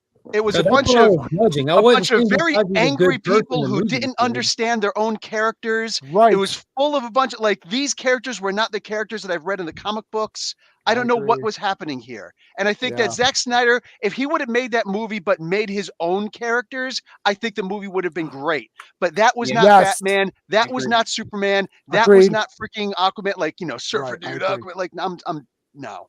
He drinks water. He drinks a bottle and throws in the ocean. Don't you live in the ocean? Like, you're polluting your. It's like insane. No, at that point he did not live in the ocean. He was not the king of Atlantis at that point. At that point he was mad at Atlantis for taking his mother from him and resented them. So it's still stupid. I don't know. He hadn't moved in yet. It's all stupid. Wonder Woman murders people in front of children. Chris, Wonder Woman splattered the bad guys in front of children. Wouldn't she try to not expose them to this horrific violence and just kind of defeat them in a different way? You were dealing with a weapon that was spitting out over 15 rounds per second. She blocked it all. There was also bombs going off. Chris, hold on. Let's just stop and take a look at what's above us here. Right. You're literally bashing Zack Snyder's masterpiece while Aquaman sits it really good. Listen, like Chris, here's something that's killing me. And then it's Chris, higher up. Every one of your arguments, every single one of your, I'm pointing this out, every single one of your arguments is, but this is up here, so my thing has to go here. No, guy, I'm settling with a bunch of things that I don't like being up there. I'm still talking about the movies that we're talking about, brother. Okay, so let's do it this way. Okay, let's just do Man of Steel. Where do you think it should be, Steve? Where do you think it should be? I'm seeing it once in the theater. I would put in the middle. Okay, middle. I could sleep. I could go with it in the middle because the action's very good, and there's a lot of awesome like fights and stuff. And I do like Henry Cavill as Superman. I thought he was really he's good, but unfortunately, I didn't get a movie in which I liked him in. As I didn't get the movie that I wanted with him. Same. Okay, Greymalkin, what do you think, Man of Steel? I think it was cool for what it was. A good origin story for Superman. It's like so middle. Really hard to. Yeah, I'm stay where it is. Okay, Chris, you want it to go way up? I think it's super. So way at the top. Mm-hmm. So Legion, you want it way at the top? Dude, I'm putting that at super. Good God, that was a good movie. That opening with Krypton, like this new take on Superman, where they kind of because again, taking something and doing it a little bit different. I'm a diehard Superman fan. There's multiple slab copies of Action up here. I'm a diehard Superman fan, and the differences between this Superman and the comics didn't bother me. I got invested in this Superman. I've read so many different versions of him, even in the comics. There's more than one version, like the Earth 1 run, and then the main continuity. There's so many, and I was cool with this new vision of it. It hit on so many levels, and I went to the midnight premiere back in the day before you could go on Thursdays. You'd have to wait till 12:01. Right. I went with my entire family. My divorced parents came with me and got together in that theater to watch Superman on the big screen. My daughter, she's 15 now, sat in my lap. And when he snapped Zod's neck, I screamed, "Oh shit," and almost threw my child because I did not expect it. And I didn't know, I was so shocked by that. I'm like, what are they going to do with Superman from here? And watching him just break down and have that moment of, okay, this is why he doesn't kill. He realized in this moment, this is the moment. We don't have a Superman that's is in complete control and all that. It was that was such a crazy risk to take. It was nuts. This is a super movie. But he's 30 years old. I knew not to kill when I was 10. Why is he learning these lessons when he's a 30-year-old? It's not a matter of I get. It wasn't a matter of I get to kill. This guy doesn't know all the better ways yet. It's not like it was him or them, or them in that moment. He didn't have another option. I mean, look, he stood there while his father died. My wife doesn't care about comics or anything. She watches why is he standing there? I'm like, I don't fucking know. If this is so, it's his father said, "Don't come." Any person on the planet, I don't even know who my father is, and even if a random person, he could go, He just goes and grabs the guy and brings him back, and nobody would see anything or know anything. It's nobody's so bad. looking. If there's a freaking tornado over there, like they're looking at Kevin Costner. I don't get it. My wife, she's not trying to be weird. She doesn't know about it. She doesn't really care about any of this stuff. She's just like, why did he do that? I was like, I don't know. She's like, well, I think it's because Jonathan had spent the entire movie up to that point explaining to him the dangers of people knowing who I know, he but is. nobody would have seen him. Where do you get no one would have seen him? Not People true. see Everyone Superman was every time literally he looking flies. at him because he went to save the dog, man. Yeah, Like, people come on. So see Superman every time he fucking flies. He's not the Flash. Guys, hold on. Hold on. Do you They honestly showed he was just as fast as the Flash in the end of his stuff. Yeah. So okay, so you really think that Superman not saving his father when he could have isn't a bit weird? No, because like honestly, dude, honestly, come on. As soon as the It's a scene bit ends, weird. when they're standing there at his father's grave, and he said, "My father was willing to die to protect me." Just give him a They heart attack. reference it in different films as well. It's not just He's- Man of he's- Steel. They he's talk about died- that afterwards. Yeah, It's John so died 4 silly. different ways in the regular comic books. It's Like, silly to me. He stood there, watched him die. Look, I'm telling you, non-comic book people are like, that was weird. I'm like, it is weird. It's Superman. It's guys, what is happening? Okay, that sorry, wasn't- Bill, I didn't get a that chance to talk. wasn't No, go ahead. Superman. That wasn't I know. Superman. But he was Superman. He grew up being that person, a good person who wants to do good. His father, or his Jonathan's the worst character. He's like, oh, don't save people. It's like so stupid. Anyways, go ahead, Bill. What do you think? Where should I it be? feel that Snyder was just injecting his objectivism, his Ayn Rand Right. philosophy into it, and I'm not here to be preached to. I can appreciate something, like, for the sake of conversation, I can respect some of the things that Ayn Rand said. I'm not a slavish follower. That's just not me. I did not appreciate the movie I get it that, some of you guys love the idea. Oh my God. And he killed Zod at the end. Listen, when I talk to Jim Shooter and I say, and say, what's Captain America's power? And he goes and he tells me it's to always find a way, and the way, the best way at the end. Isn't Captain America basically just Superman without the superpowers? Right. Yes, absolutely. Superman always finds a way. I'm sorry, when everybody else is saying, well, fly him up to space, put your hand in front of his eyes, grapple him, like all these different things and whatnot. And the idea that, like, I'm sorry, there was just too much there where it's like, this was about the writing. It's not about, well, what is Superman supposed to do? Listen, it's about the writers at this point and what they did. The movie simply, when you have a movie that's that divisive with the world, Right. I think that it's perfect right where it is. I'd be okay, I guess, with really good. Because, again, to me, if there's anybody who is ever going to replace Christopher Holy Hell Reeves, it's Henry Cavill. He And was I good. hate what DC is doing with this guy right now. Say, like, Henry Cavill is Superman, in my opinion. He just hasn't been in a Superman movie yet. Right. That's the When thing he's that in one, I'll be me. cheering him on. Okay. Yeah. We're gonna leave it in the middle then, because The best Superman movie he was in was the end credit scene or whatever for Shazam. How about that? That was Oh, good. Shazam when he that was his that was face. the best. All that. Okay. Bill, here's the one thing I noticed about you, since you pointed out something about me. You fucking hate Zack Snyder. So what's the next movie? Just finish saying that I think that he's a great guy. I don't know where you're getting with a couple that. of shots. I'm gonna fly him back at you. Zack Snyder is a good movie maker. Man of Steel is a good movie. It's not just that. You need He to is a remember good the movie maker. score. He's a The great score movie from maker. Hans He's one of Zimmer the also best movie carried that makers film out there. significantly. It is an higher amazing. than, let's I'm say, going to talk over you. Aquaman Say where is. you're talking That's over me. sitting higher I above think it. that he's amazing. So I think that you're putting words in my mouth at this point. I Oh, don't man, you think can that quote these me as movies. often as Oh, the man. way I to try to think that- represent what you're trying to come across as. I think that But you just it's get a Zack butt hurt. Snyder And movie I'm we're sorry, talking about here.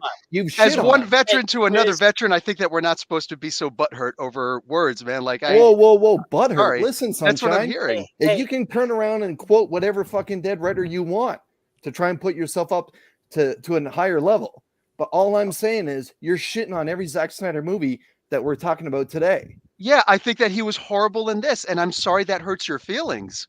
It Wow. doesn't hurt my Okay, feelings no. at all. I'm just saying, if you're going to It's point all- out something that I've said, like it. I'm going to point out I'm the man exact enough same to thing say that it you're hurts doing my as well. feelings. Okay. All right. Those novels Let's so keep good it. Let's in keep that it movie. friendly. Let's keep it friendly. Let's keep it friendly. We're all. I will find you. We're all good. Right? For Zod was so good. Zack Snyder, for me, because I own all of his movies and I've seen them all, even that zombie one that just came out.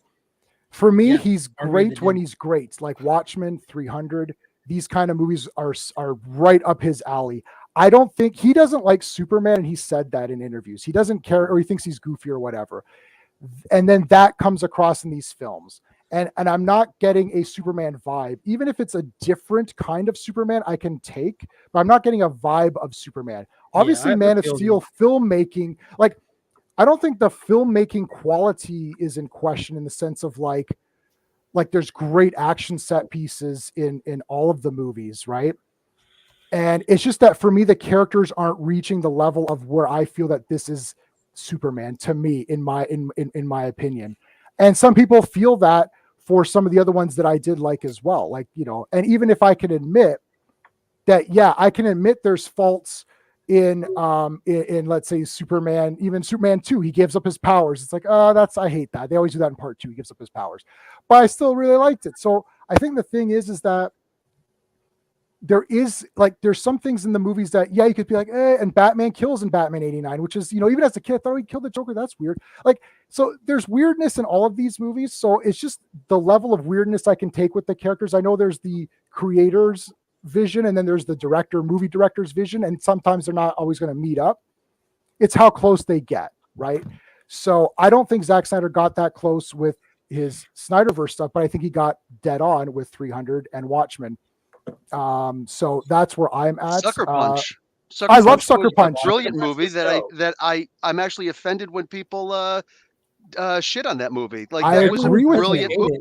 True. I love it. I love big Sucker time Punch. victim that of the sounds time like era. fire. That was the time era when they were really trying to push physical media sales. So Warner Brothers intentionally would shoot a movie, restrict it for time for theatrical cut, just so that they can boost physical media sales with extended cuts. And if you watch that movie, the extended cut with maximum movie mode on, with Zack Snyder going through it talking, you get this whole montage musical scene when the high rollers come in, and it adds that level of context that was missing from the theatrical cut that the general audience complains about. I love the theatrical cut, but when I saw that extended cut, I'm like, it's way better. Holy shit, this is like modern day sci-fi action fairy tale right here. This is amazing.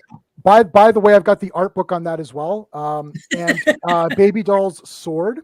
Yeah. Her entire sword has etched, the whole movie is etched in her sword.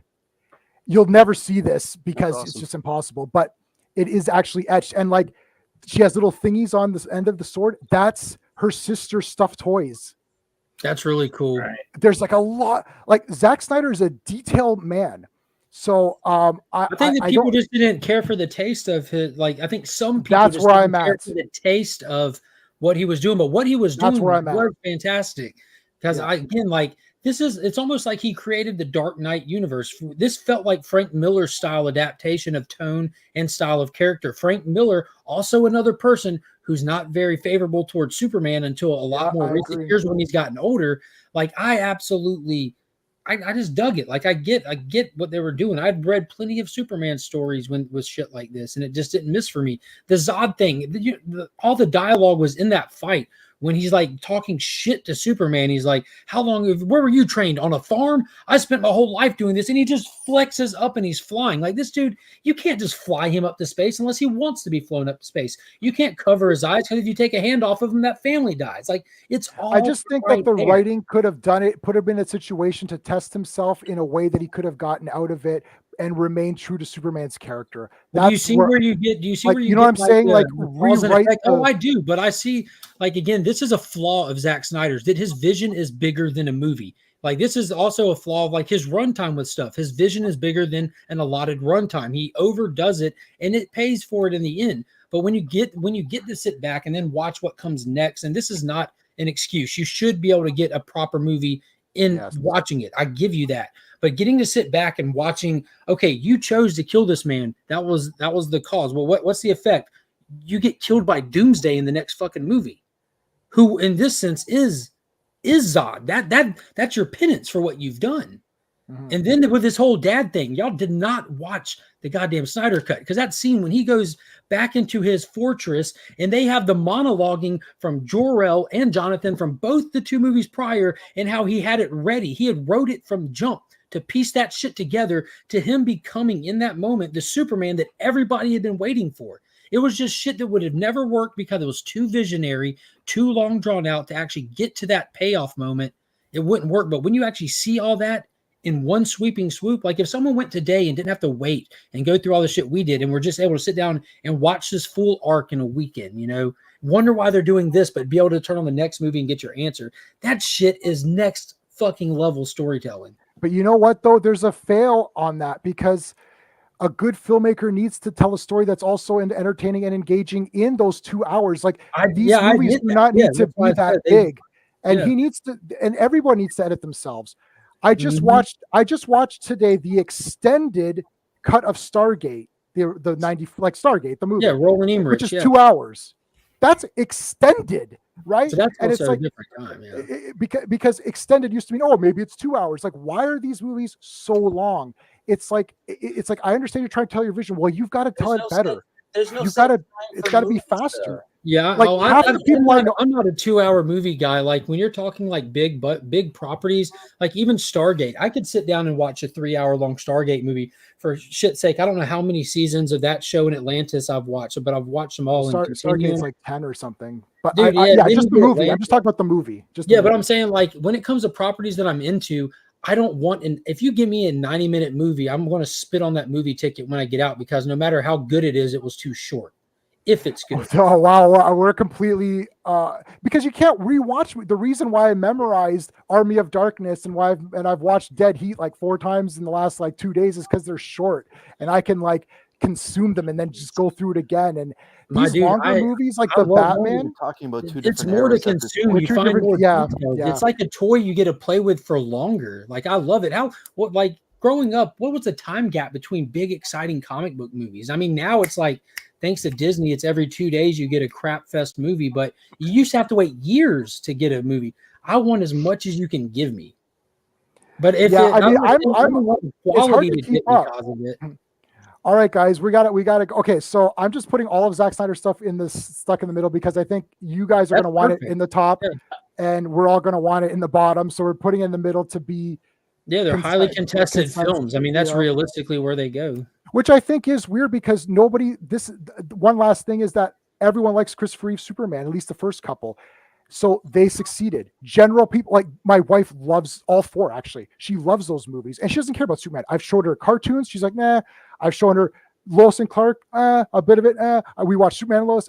We watched Superman Returns. She hated that. Superman of Steel's like, she likes the Christopher Reeve Supermans just because those movies she likes. She's not a Superman person. Superman, he is Superman. So, but I'm saying because they're so divisive, these other ones, something's amiss. Like Superman should be a bit more like everyone likes Spider-Man 1 and 2, the Sam Raimi ones.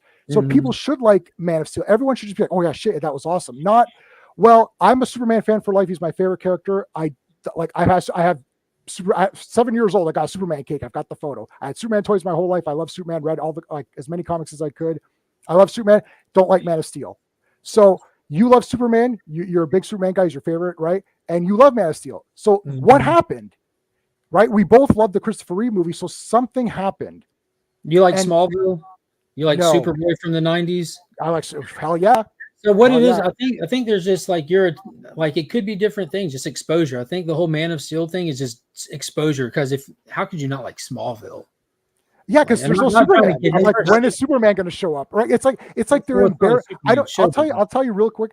I feel that Smallville and I feel Zack Snyder. This is what I personally feel. I feel that he's embarrassed by Superman. Oh, it's stupid tights and trunks, and this is dumb. He feels that Superman is cheesy and stupid, so he's like, I'm going to make him cool so that other people will think it's cool. But I think Superman is cool. Superman stuff. Yes, and it was like okay. Yeah, so keep in mind these movies when they're made, they're reflective of their time era, and I don't like the time era of society, but the time era of comics. And New 52 was happening at the time of this, and also society is becoming shittier as time goes too.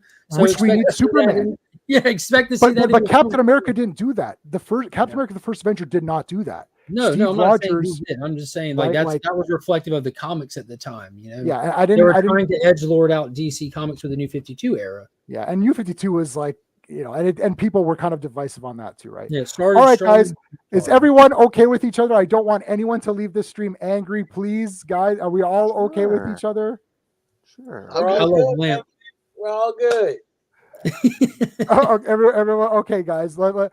Let's. I've got Leisure Comics. I am subscribed to you, so I do have your link. I put your link in the chat earlier. Oh, I appreciate that. All your guys' links are in my description for this video and all others. And Legion, I really like your stuff, so I'm going to add you as well to my list.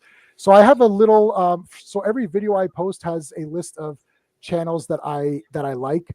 So I just keep adding to the list. So I'm going to add you on there because I feel you had a lot of good points to make today. So I'm going to add you to that. But for people in the chat, I did post it in there, and I do have to end the stream a little bit quicker. Steve, your new book is out. You can check it out on the link. Greymalkin, you've got your stuff. You got your X-Men stuff going. It's all good. Chris, you got awesome streams. You do tons of giveaways. Memberships are now up because you've hit the over 1,000. So yes, get in there. The giveaways that Chris does are insane. They're all slab stuff, which is crazy. Or a lot of it, I saw a lot of it was slabbed, I think, right? Yeah. Legion of Comics, I haven't seen too many of your videos, but I've seen you on Chris's channel during the Wednesday stuff. So you do a lot of DC content mostly. Yeah, I post 4 recorded videos a day. I do 3 live streams a day. Wow. All that. No, What? 3 live streams a week. I'm sorry. Oh, Jesus Christ. I was 3 live streams a week. Yeah, all that stuff. I do a live review show every Sunday night called At Week's End. That's where I drug Chris onto YouTube to get him to start doing live videos. That's my main man with pots and pans right there. Channel memberships, giveaways, all that shit on there too. Tuesdays are for DC. If you like DC, I'm live every Tuesday talking that. Friday morning, just an open community hangout. If you enjoy doing just hanging out, talking shit, having fun, that's when we do that. Okay, cool. I'm just adding you to my list here of favorites. Okay. Yeah, the Sunday And night Bill- show that Mark does is a spoiler look back at everything in pop culture, focusing on books. Awesome. Nice. Awesome. All right, cool. I've added you, so you will now be added. Bill, we everyone knows Comic Book University. Do you have a channel? You have a channel? I know you're not a I know you just want to be like, I have a channel. Okay, guys. Well, It is nice that to see actually you wasn't again, as Krista. that actually wasn't as heated as I thought it would get, if that's a consolation. Because Well, I Sean didn't usually Sean did not show up. That is true. He was I so just got to angry. say, my introduction to Professor Bill over there was these fantastic looks at new books that was coming out at Gotham Central a little while ago. I don't think he Yes. does it anymore, but he used to do a weekly deep dive into books that were coming out, and then afterwards do a review afterwards. That was stuff that I really enjoyed. And again, that portion of YouTube that I was watching at that time, along with a few other channels, Taylor Winder is another one that you all may want to consider subscribing to, were the channels that I enjoy so much that made me take my step forward into YouTube itself. Oh, awesome. So yeah. Awesome. Yeah. I guest appeared on a couple of those Gotham Central ones because I shoehorned myself in. He was filming it and I jumped into the camera. I was like, hi, I'm J-Man. I'm here with Bill. Hit me with a box in one of them. Hit you with the box. Oh, that was Good stuff. hilarious. All right, guys. Well, thank you so much to everybody in the chat. This was pretty good. We had a consensus on some we were divisive. We knew which ones they were going to be, but A lot of really good ones. a lot of good ones. So this is fun. We'll do this again when James Gunn releases his 400 movies that he's going to do. Okay, everybody. Thank you so much for joining. Until next time. Hey friends, you've just been listening to J-Man, and he is the smartest person who ever lived. So make sure you like and subscribe.